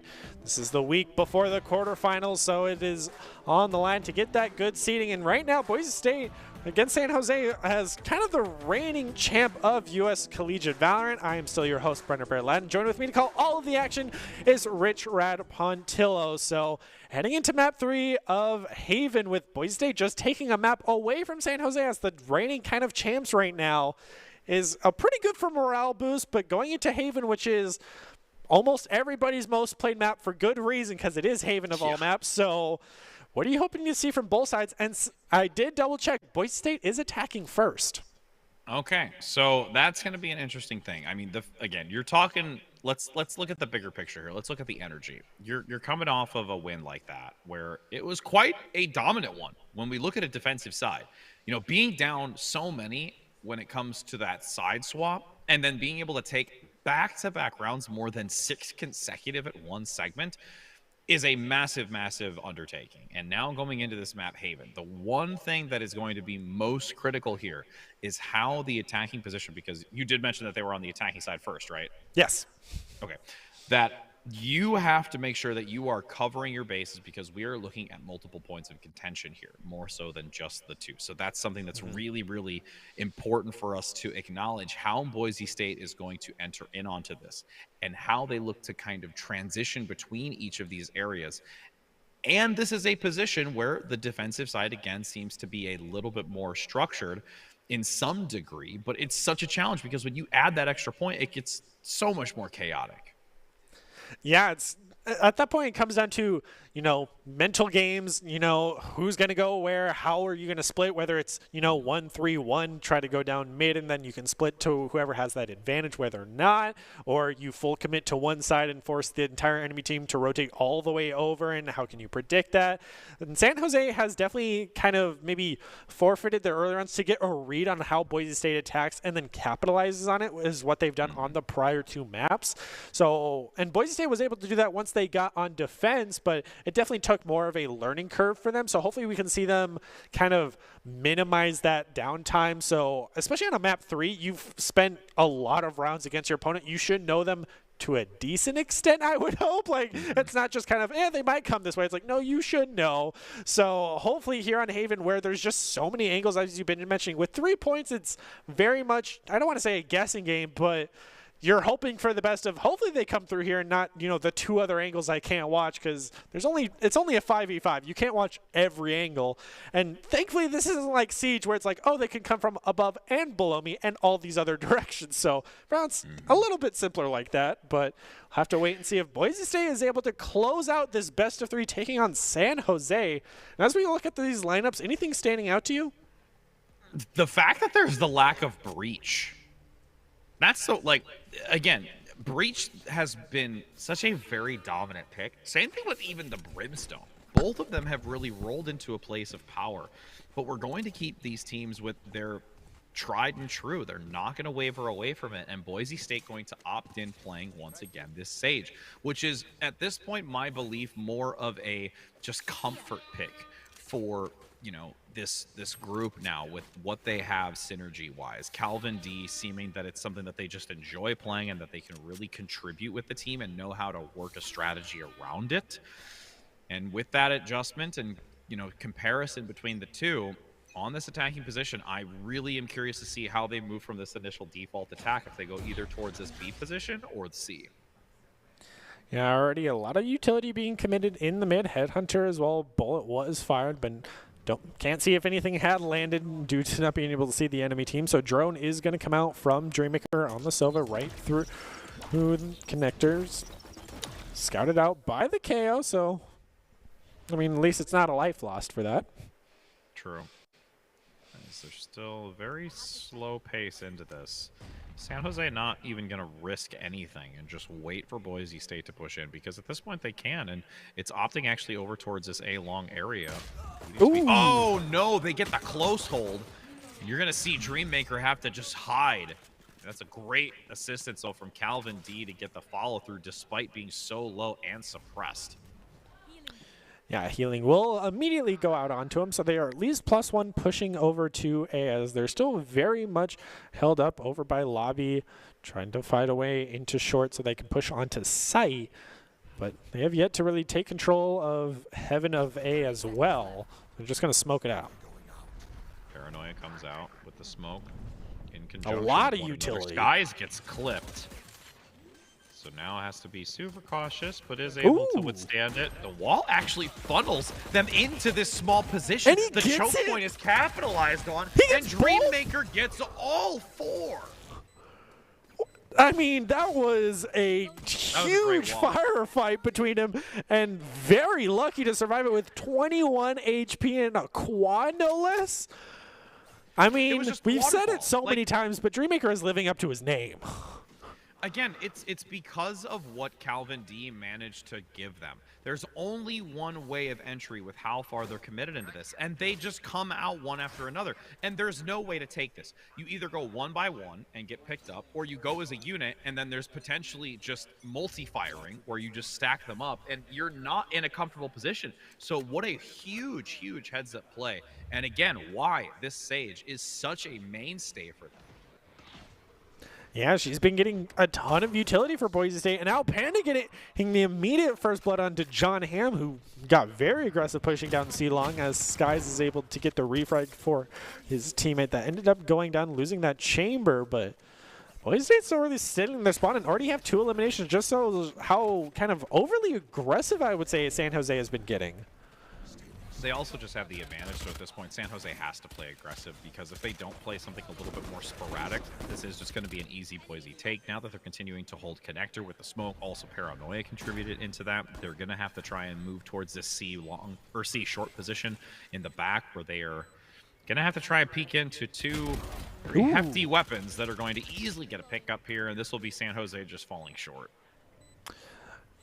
Yeah, I wish we could see the San Jose's perspective to see if they were going to go push for it, and Hyder went for it at least, but I think Khan on this Jet might back off or even go for the master flank as they're committing a lot of... Oop, nope, she's on site and picks up one with the Sheriff. Manages to get one, so they at least ruin a little bit of the economy, but again, something that they can't really pick up and utilize and carry over into this. But again, round 3. This is where San Jose does have some economy to work with. Going to be able to get a decent buy to try and compete into this, as Boise State will be able to feel really comfortable themselves. And now the excitement really begins. Little bit of a interesting pickup here. They're not going to full buy or get close to the full buy. They're going to save a little bit and see if they can just work with what they have and make themselves a little bit more long-run economics. I mean, they've been able to so far, but as you mentioned, this is round 3, so now San Jose should have full bought. The wall goes down in immediate smoke. That's a plan on to be very aggressively. The wall does go down, and Calvin's not even looking to the left, is finally able to get Nashi. Oh, that KO has to be so low. Wow. And again, it was just because there were so many close enough to this B position that they brought down the wall fast enough that I don't think Boise State was ready for this. Ooh. Oh, wow.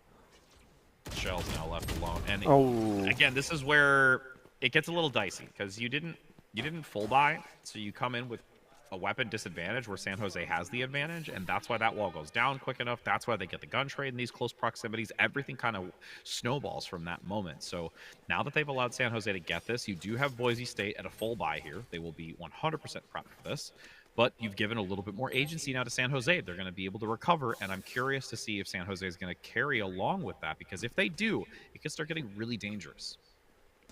Yeah, it seems Boise State is stacking up, trying to go for an A push, but also cover their butts as they throw down some of the utility to try to deny it. You do see a little bit of the San Jose utility committed down on B through main. Also finds the con and corners in.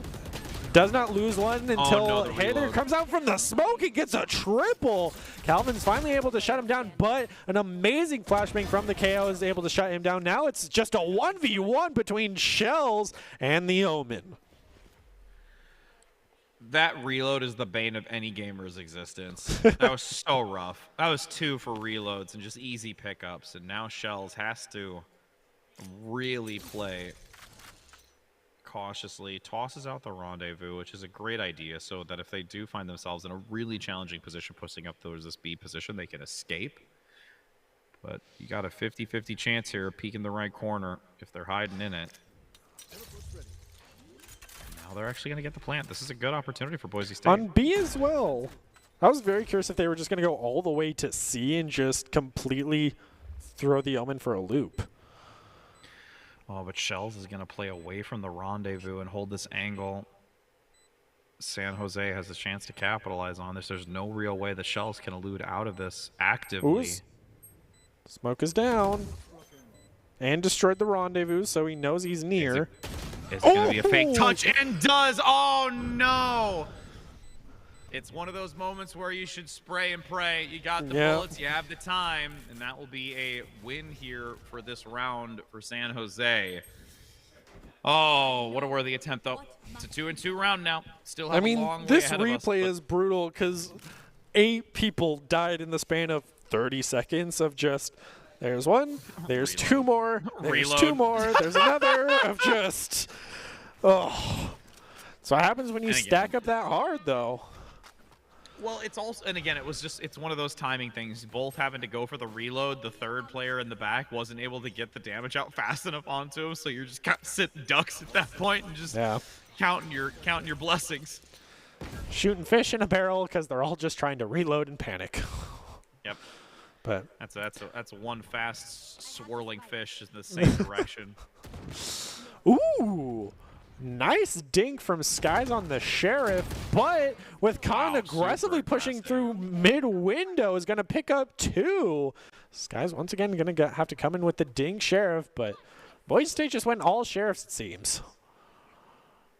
Yeah, with them losing that previous round and not really having the economy to work with to get a better buy. That's huge, though, and the upgrade.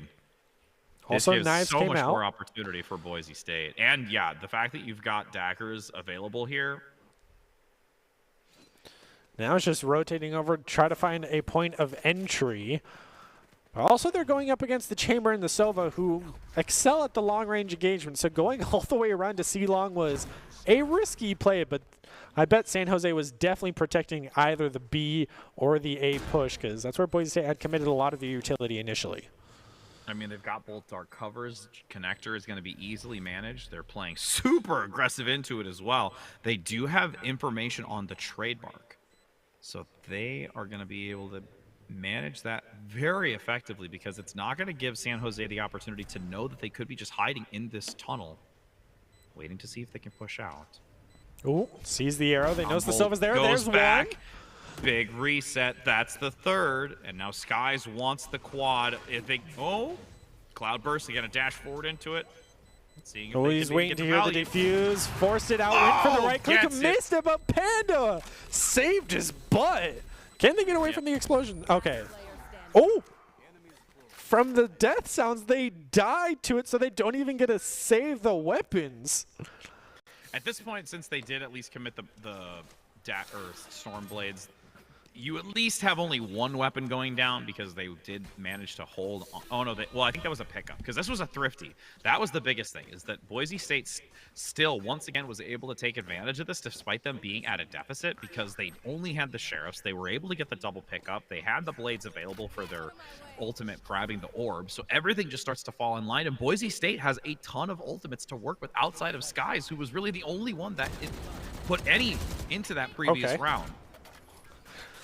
A lot of spray going down just to take down Nashi, who got very aggressive down mid. San Jose's bringing out their own knives as well as the Tour de Force, as you mentioned. So going for the B push very aggressively. Walls keeping her alive. The nade goes down. She's stuck, has to run through it.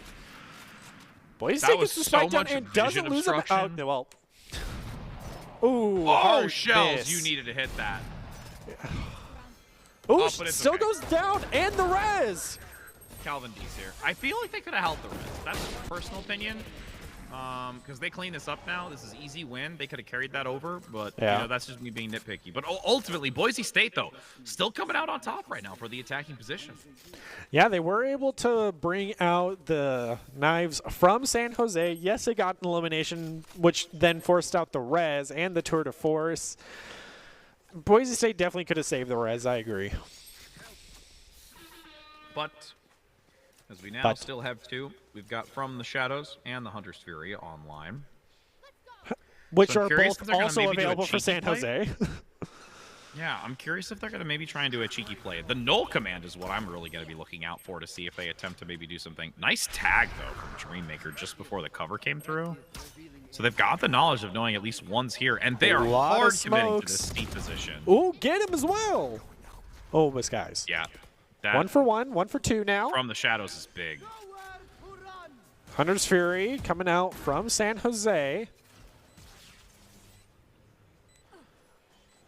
You also see the Sage bring out her heal for herself. So it's just Panda who's a little tagged. Should be fine. Dark cover again. Paranoid committed. Ooh, Now they're gonna recon back bolt off. though. Oh, Shrouded step to escape. As Panda looks to hold this C-long position. Ooh. Nice recovery on that. They can afford to sacrifice a little bit here. Null Command is going to give some space since they're suppressed. And now Dreammaker, this is turned on its head. This flank coming in from the back position on the chamber has to hit Pager. The shots from downtown denies it. Shells still here. Looks for the pickup down that C-long position, chasing them away. It doesn't matter. They still get the point, and that's a 5-2 scoreline here for Boise State. Yeah, they've really pulled it away here in attack for Haven right now, showing why this was their dominating map for the longest time until they met their new love of Ascent. But right now, they're still staying true to it, and they still have their Hunter's Fury online. Will be going up against the Tour de Force and the Omen, so San Jose might want to commit a little bit more here just because they've been at a loss streak. I always love when I see teammates in the chat just be like, I want this. I want this. It's just like, could you be any nicer? Like, give it to me now. How about that? That's more of the internet equivalent. Yeah.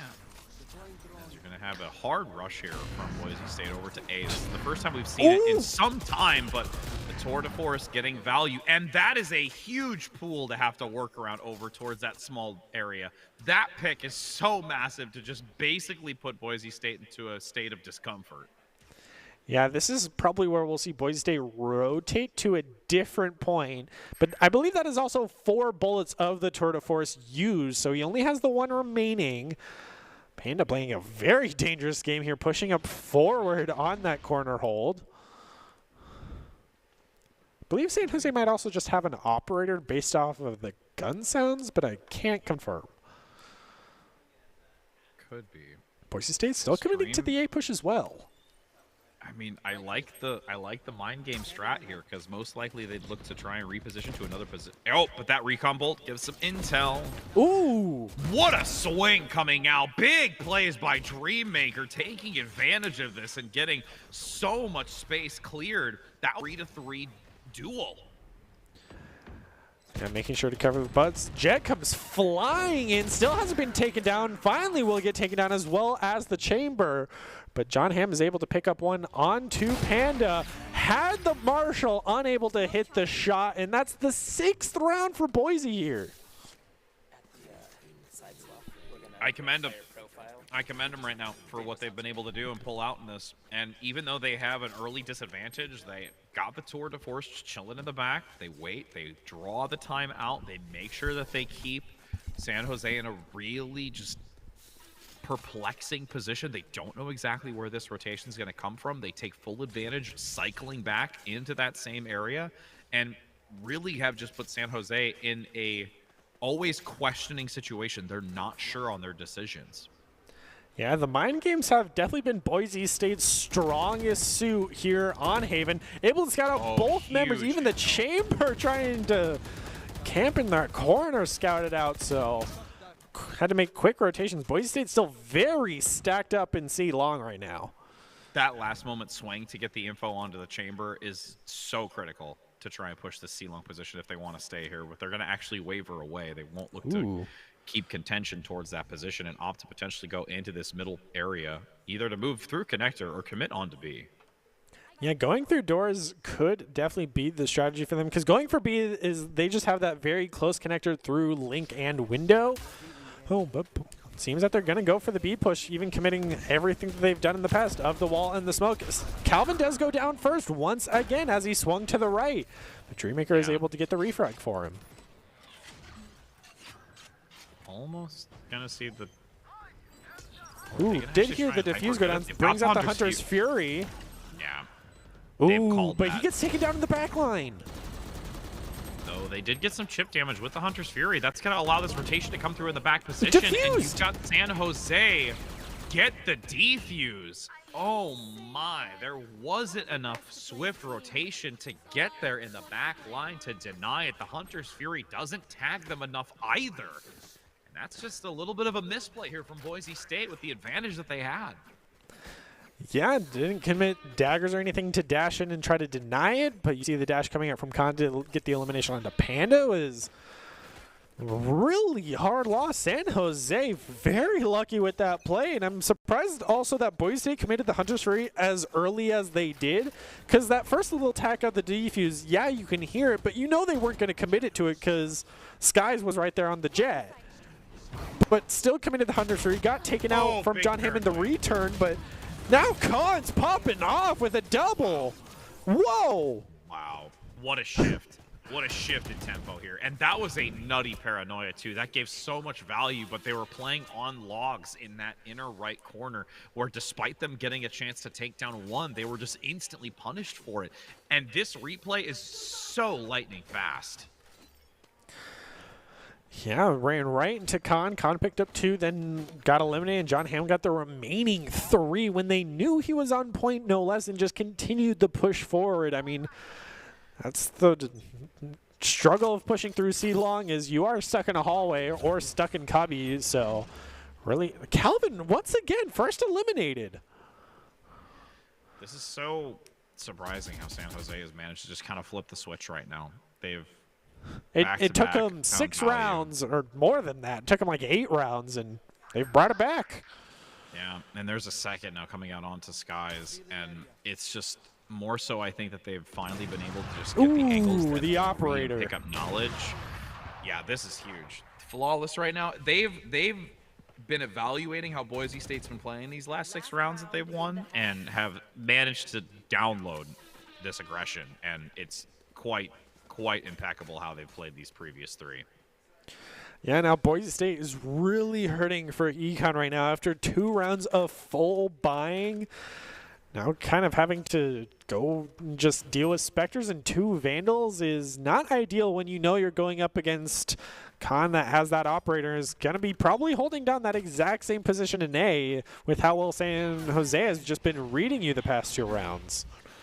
I'm curious if they're going to try and go for a play with the From the Shadows. Yep, there he is. Oh no, Khan finds another. And now Calvin. The res is available if he can zone him out at best. This is so awkward. They've got another player right alongside them to help just in case too. Ooh! Great pickup though. Shells is going to be able to equalize, making it 4-4. Now the res is something of value, but unfortunately can't Res find comes that out, trade. quickly eliminated Oh, though. Hunter's Fury immediately onto the res. The dash gets them out. Beautiful timing just to save yourself. It is a 3 versus 2, but the health values equate to still being in favor of San Jose.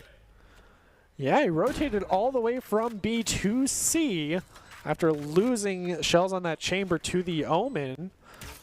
But they bring it back, so now San Jose is bringing out the knives, trying to close this out. She does still have the operator online as well, and picks up Panda.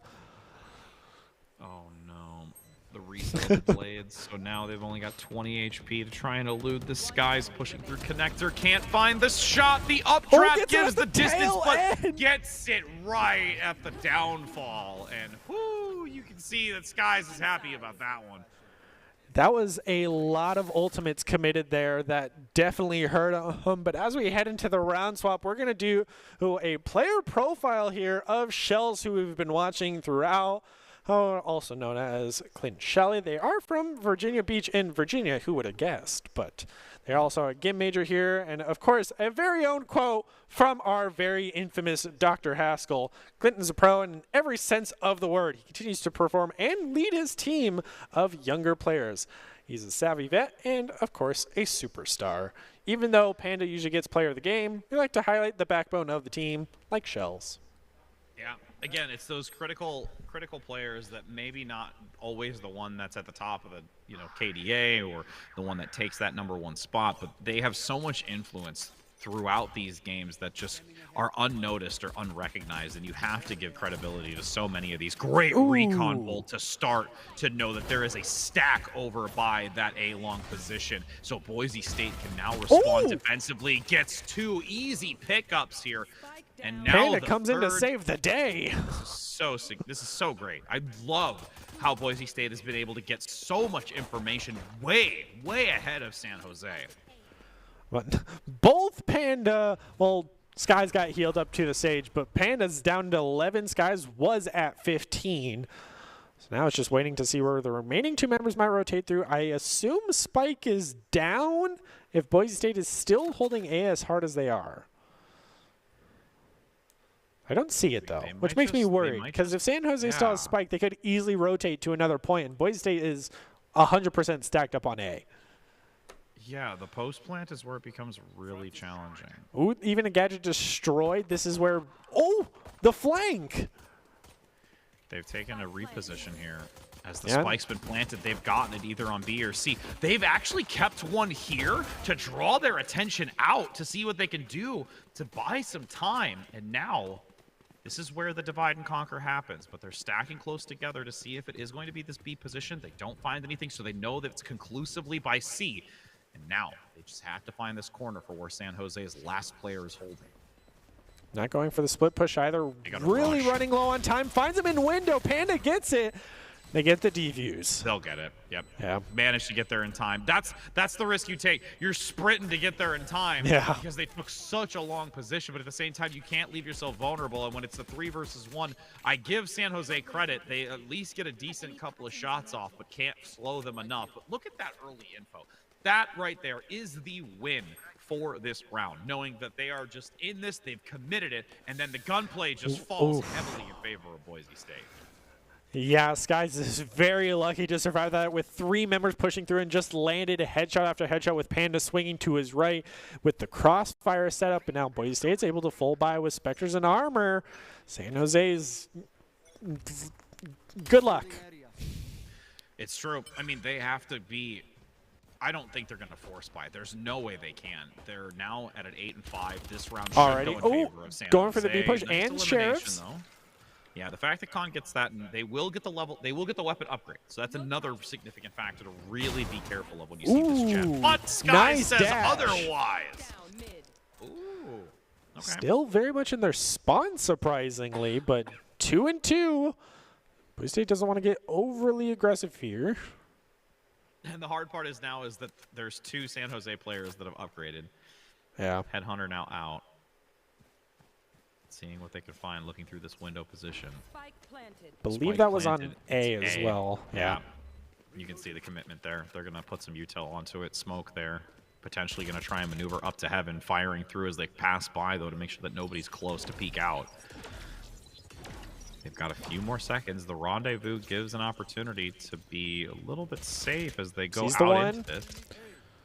They have to clear out Hell as well, which they haven't, and that's going to cost him because that's where he was. Gets him, though. Oh, no. Now it's all down to Calvin. They play aggressive around the corner. Not going to be in your favor. The thrifty here for San Jose, and a round win to close the gap down only to 2. Yeah, getting those gun upgrades from the elimination so early on just allowed them to excel and get even the rotations. They never really left their spawn because Boise State just got as aggressive as they did. So now the shorties coming out as kind of a pass-over round, even though the little bit commitment. So Boise State has a chance, but San Jose able to secure with the Spectre. Should be able to fold by here, and Boise State really stacked up on C. Yeah, they're trying to anticipate this. It's basically kind of putting your eggs in a basket and having one hold 2. Oh, they're over by A, though. This is going to be a rough transition. Rough transition here is it's only going to be Shells with the Headhunter to potentially going for the flank. Yeah, there's a wide lurk here, so they're going to lose a lot of time with this spike going down. Gotta go as quickly as he can. Shell's in a very rough spot. The only one holding off the rotations over by a length. Still has the Headhunter in line.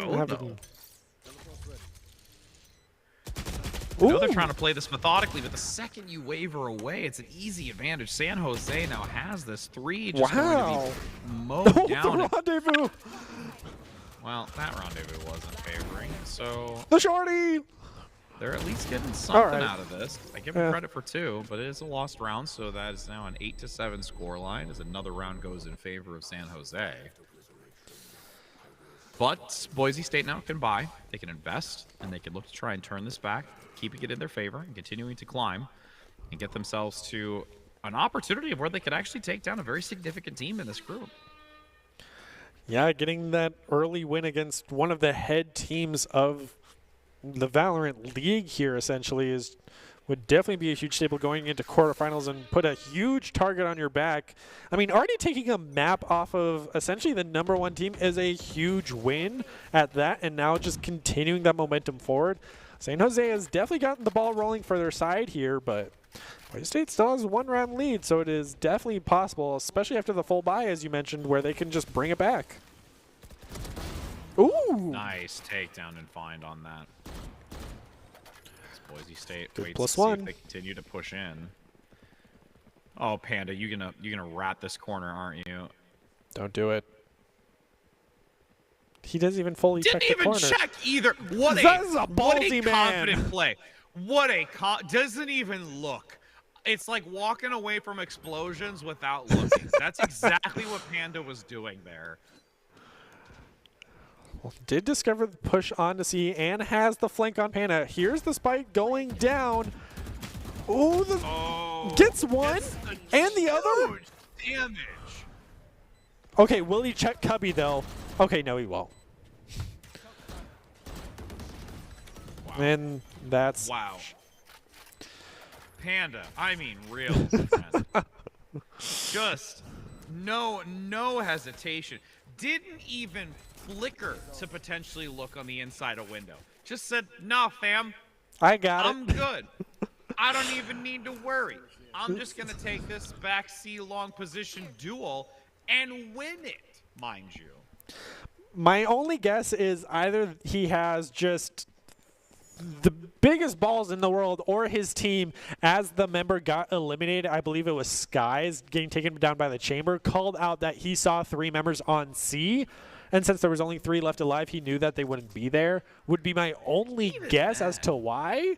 But I'm going to give the credit to Panda of just, he's just a Chad and knows. Yep. We'll just give him the benefit of the doubt. As we now see this wall ready again from Calvin D, Aggressive waiting push to from Boise with the utilize. knives.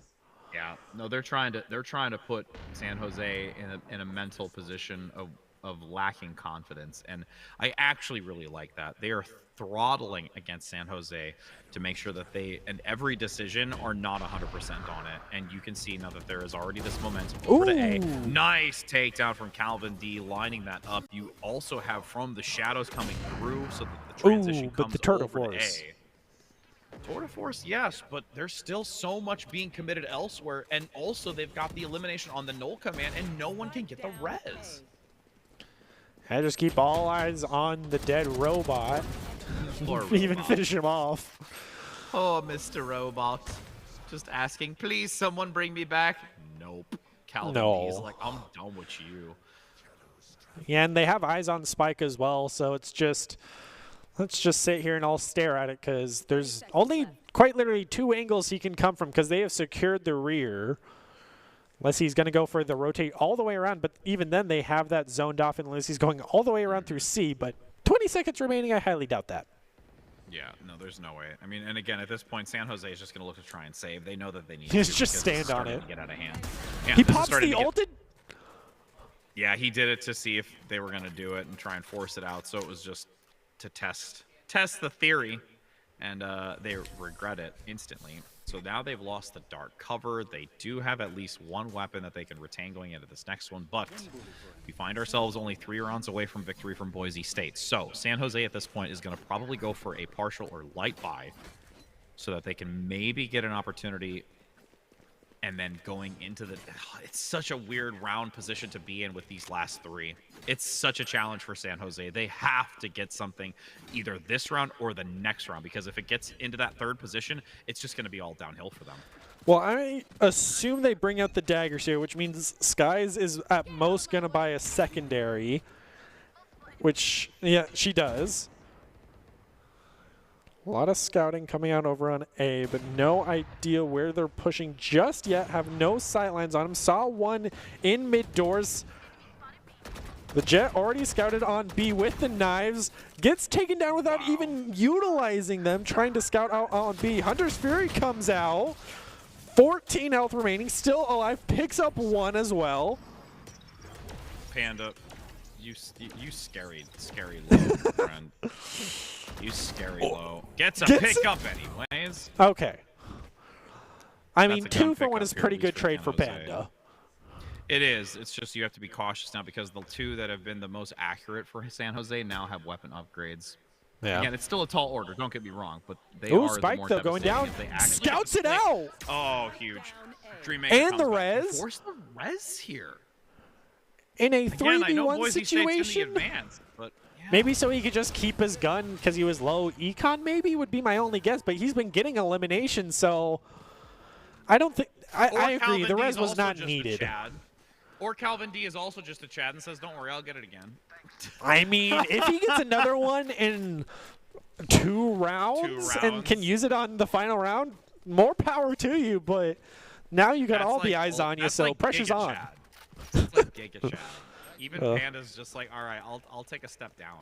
And now we get into this final stretch. Skies has the op, is going to hold this angle, as you saw once already from San Jose, and it's do or die. Because if you don't get anything out of this round, San Jose is just going to have to go into a force buy, and they are at the deficit. But, ooh, they did go for a very light buy. They went for an eco. They didn't go for a light buy, so that's why they've got the op. Wow. And now you're going to have the Vandal coming in for the wallbang onto Shell, so it's a 4 versus 3. San Jose is in a prime position to be able to close this. But again, they cannot allow this to get away from them. They got rid of the op, and they picked it up, mind you. Yeah, now Dreammaker still pushed up very far, is able to find one with the shock arrow, but gets taken down by Hyder, so still trading 1 for 1, which is a trade Boise State cannot afford because they used the res last round. This is the perfect round to have it. So now all of the ultimates are coming out. Huge spray and pray, lands the lucky bullets. Healing comes out, dodges the op shot, but taken down by the headhunter. Oh, if you pulled that off, Calvin, if you pulled that off, I actually would have leapt from my seat. But I mean, I'm still spin and sitting win. firmly He in tried it. Yeah, tried to. So, all right, that's Style points. big, though, because, again, San Jose ecoed for the op. Now they picked up an op, so they've got duel. And they took this without really losing too much in the grand scale of things. So they've set themselves up for success.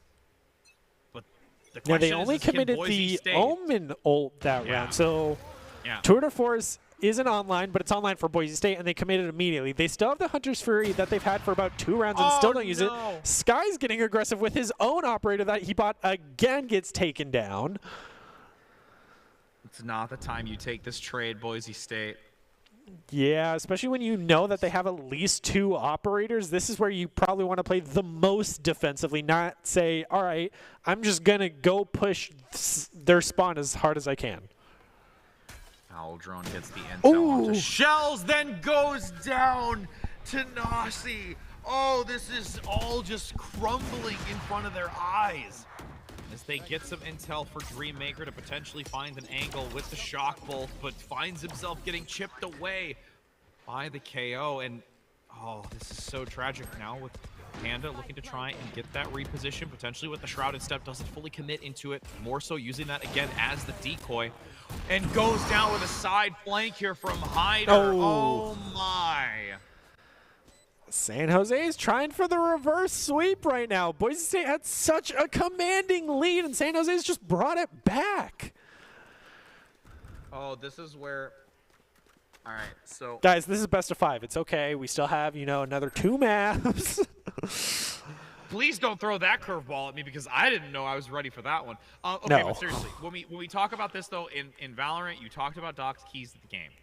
Dominate your angles, and then spend and peak wisely. The peaks from this and the time and investment spent into these engagements have started to fall away from you, Boise State.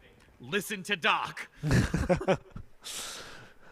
I mean, why else would we give the keys to the game? They are keys to victory. But Boise State playing a little bit safer. I want to say that wall was definitely a strategy that we've seen them use in the past, but when they've had a little bit more breathing room here, because they're losing it quickly, and San Jose is also playing a lot more slow and methodical at the moment, which is probably putting Boise State just getting their nerves up of time is getting short, when are they going to push, and Skies with the shorty, just not even going for a full buy.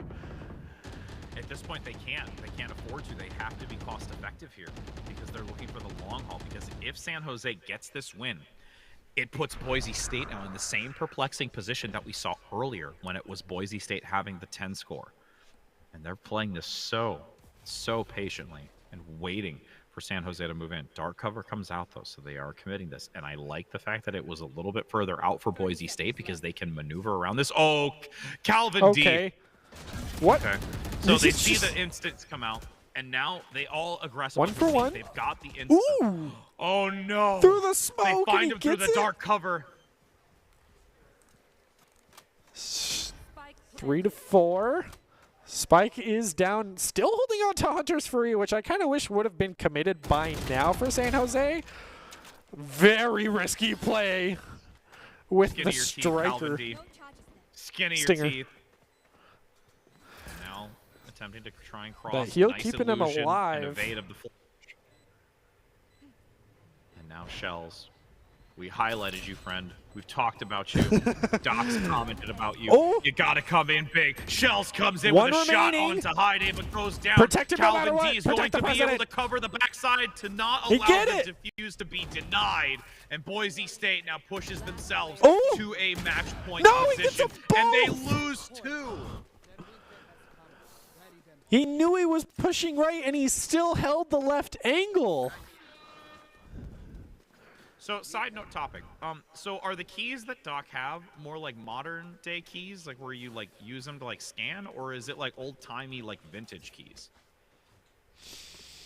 I think it's I a just wanna digital throw key. that curveball at you. It's a digital key. Okay. It's a so digital Doc's a key. little bit more modern. All right, cool. Okay, I like that. He I like keeps that. up with the times, although that's- he and I that's a definitely great only thing. talk about Here's the Storm all the time. It's fine.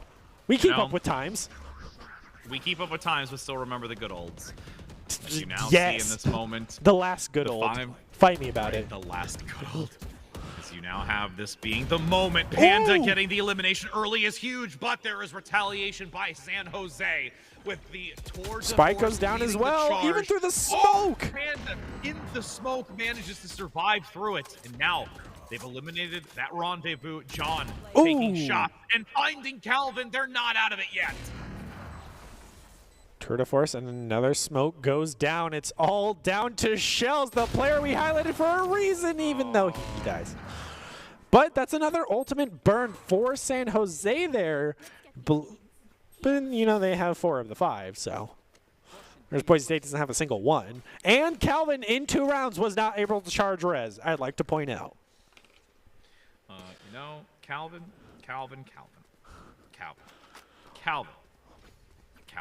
I'm kidding.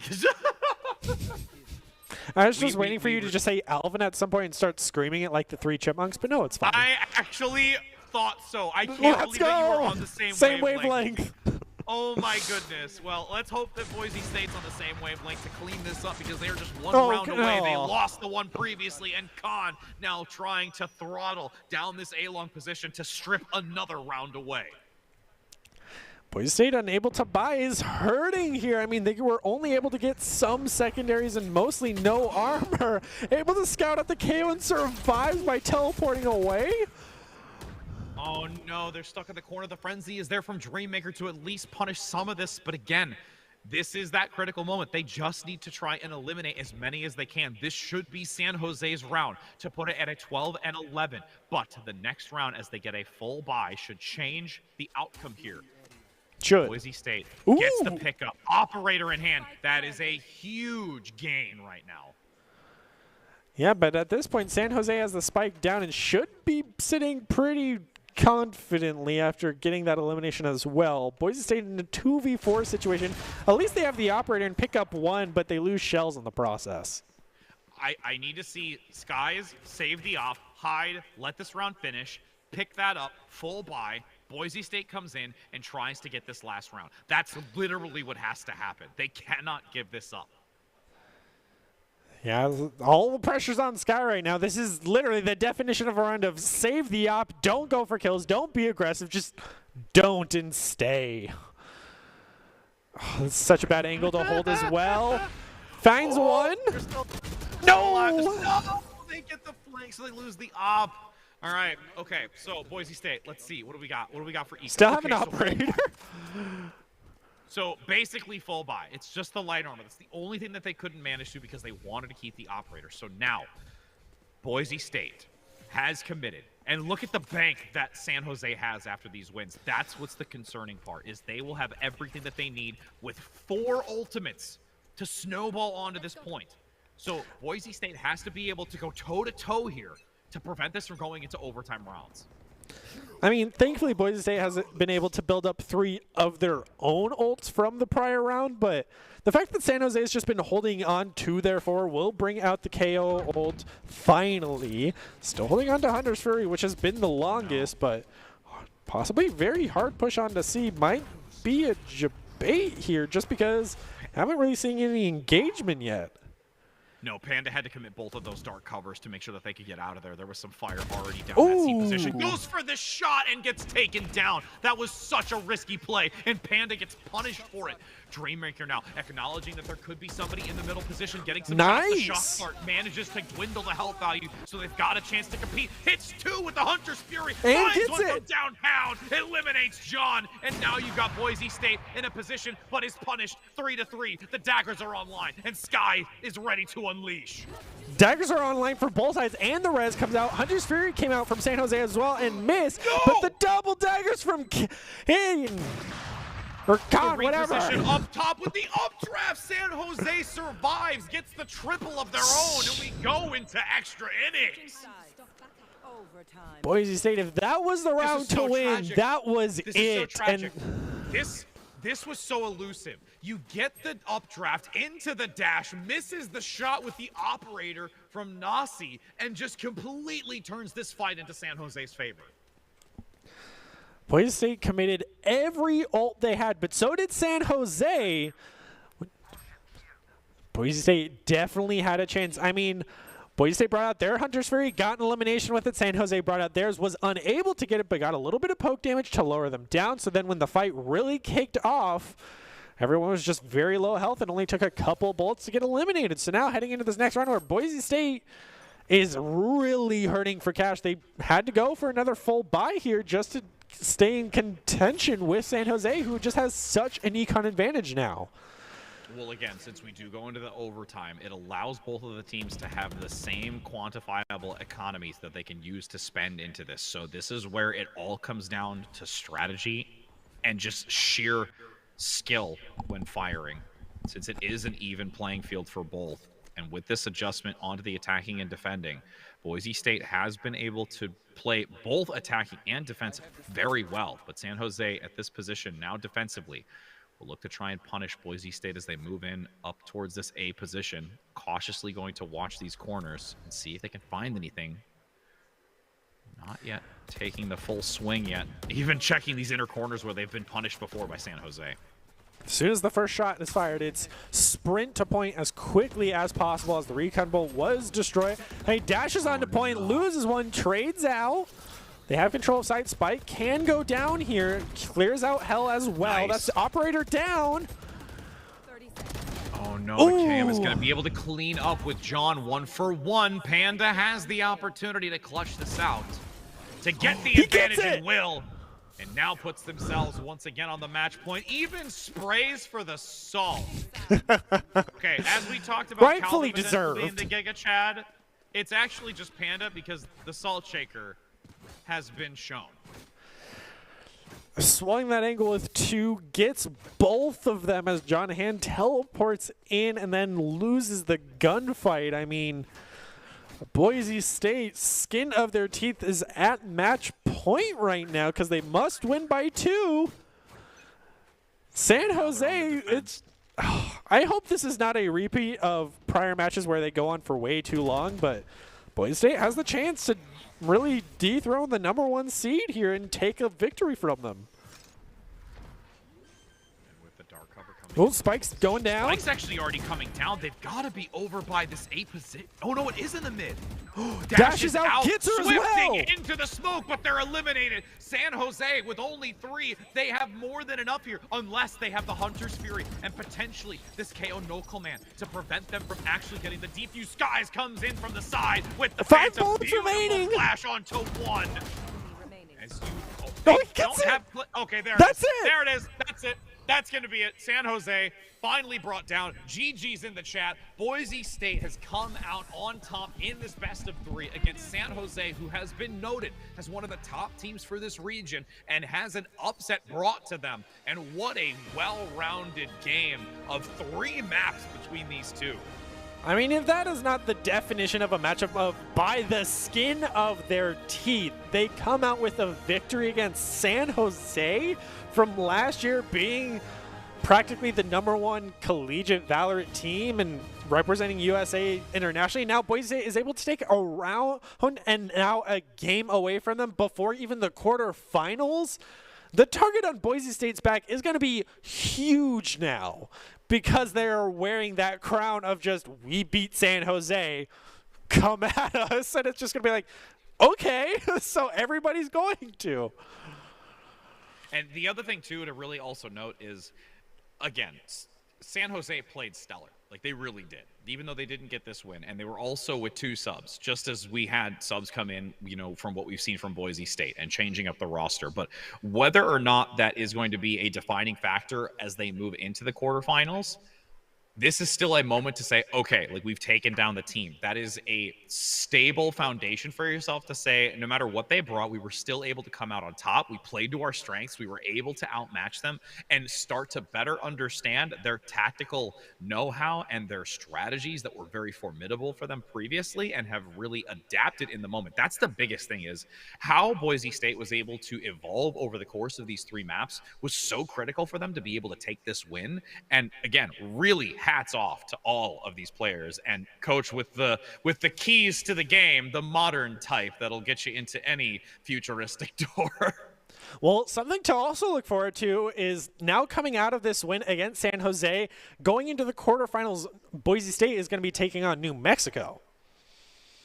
Okay, so New Mexico, I've not had the chance to see them prior, but the biggest thing is knowing that you've been able to take this team down, carry over everything that you've done today. Skies, along with Calvin D, have really stepped up into this position. The Sage is actually working very well from them, and I was really impressed at their synergy, including it, but would be curious to see if they also do have a alternative agent pool if they seem to find themselves being outmatched in that composition, since we have seen this been a little bit more of a rush type of meta, aggression onto the point, hard covering of smokes, or even utilizing that breach play as well, which has been subbed in. So those are just a couple of questions that I have going into the quarterfinals aspect of it. But regardless, Boise State has really been able to elevate themselves and are quite a contender going into this.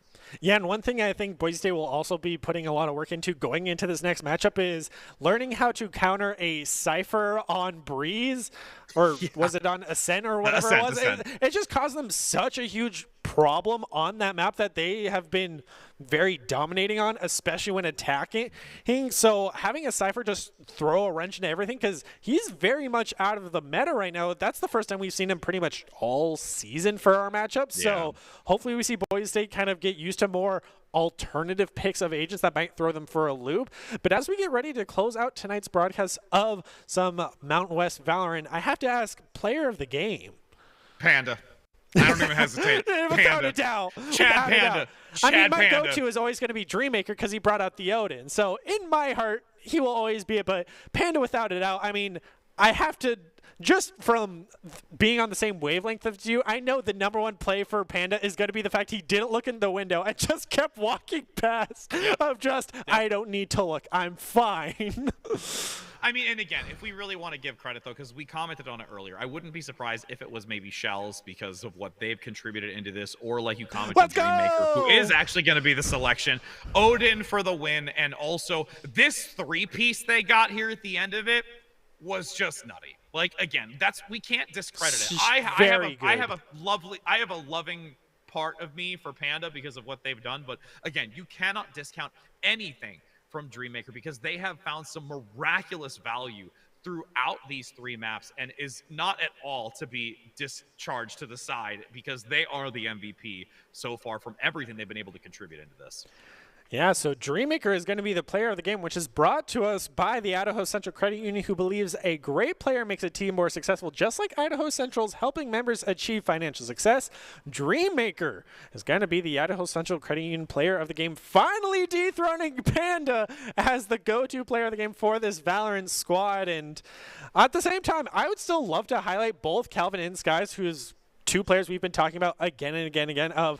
They came in as the substitutes, pretty fresh off the new block of 2 months with and playing many months without on the Halo squad, and coming back and really coming back with a vengeance. As you mentioned, the Sage was a huge playmaker for Boise State.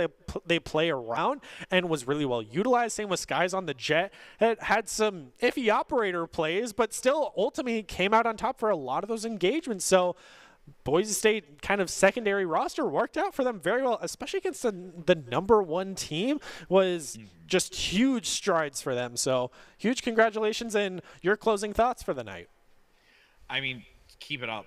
Keep this day's level of gameplay and carry it with you, because you want to make sure that you don't allow yourself to become comfortable thinking that you've managed to be able to take down this significant team in the region. If you become even the slightest bit idle, it will come to bite you. So moving forward, just to continue to be on your A game, play to your strengths, utilize those keys that Doc continues to emphasize, because it is going to bode very, very well entering into that quarterfinals where you have to start off going against New Mexico.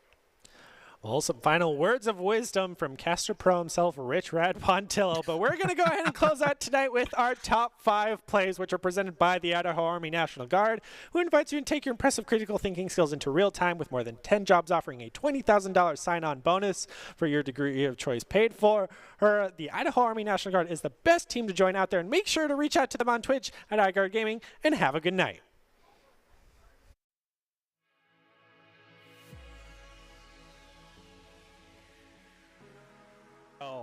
But gets taken down by Hyder, so still trading 1-for-1, which is a trade Boise State cannot afford because they used the res last round. This is the perfect round to have it. So now all of the ultimates are coming out. Huge spray and pray, lands the lucky bullets. Healing comes out, dodges the op shot, but takes it down. Cleared. That will be a free plant, and now a 3-to-3 duel. And making sure to cover the butts. Jet comes flying in, still hasn't been taken down. Finally will get taken down, as well as the chamber. But John Hamm is able to pick up one onto Panda. Had the Marshall unable to hit the as Hyder picks up 2. Making that 3 against Boise State. Getting overly aggressive. This is such a difficult position, because your vision is so obscured with the Viper's Pit, with double walls, and this completely gets turned on its head. 2? What a play! All 3.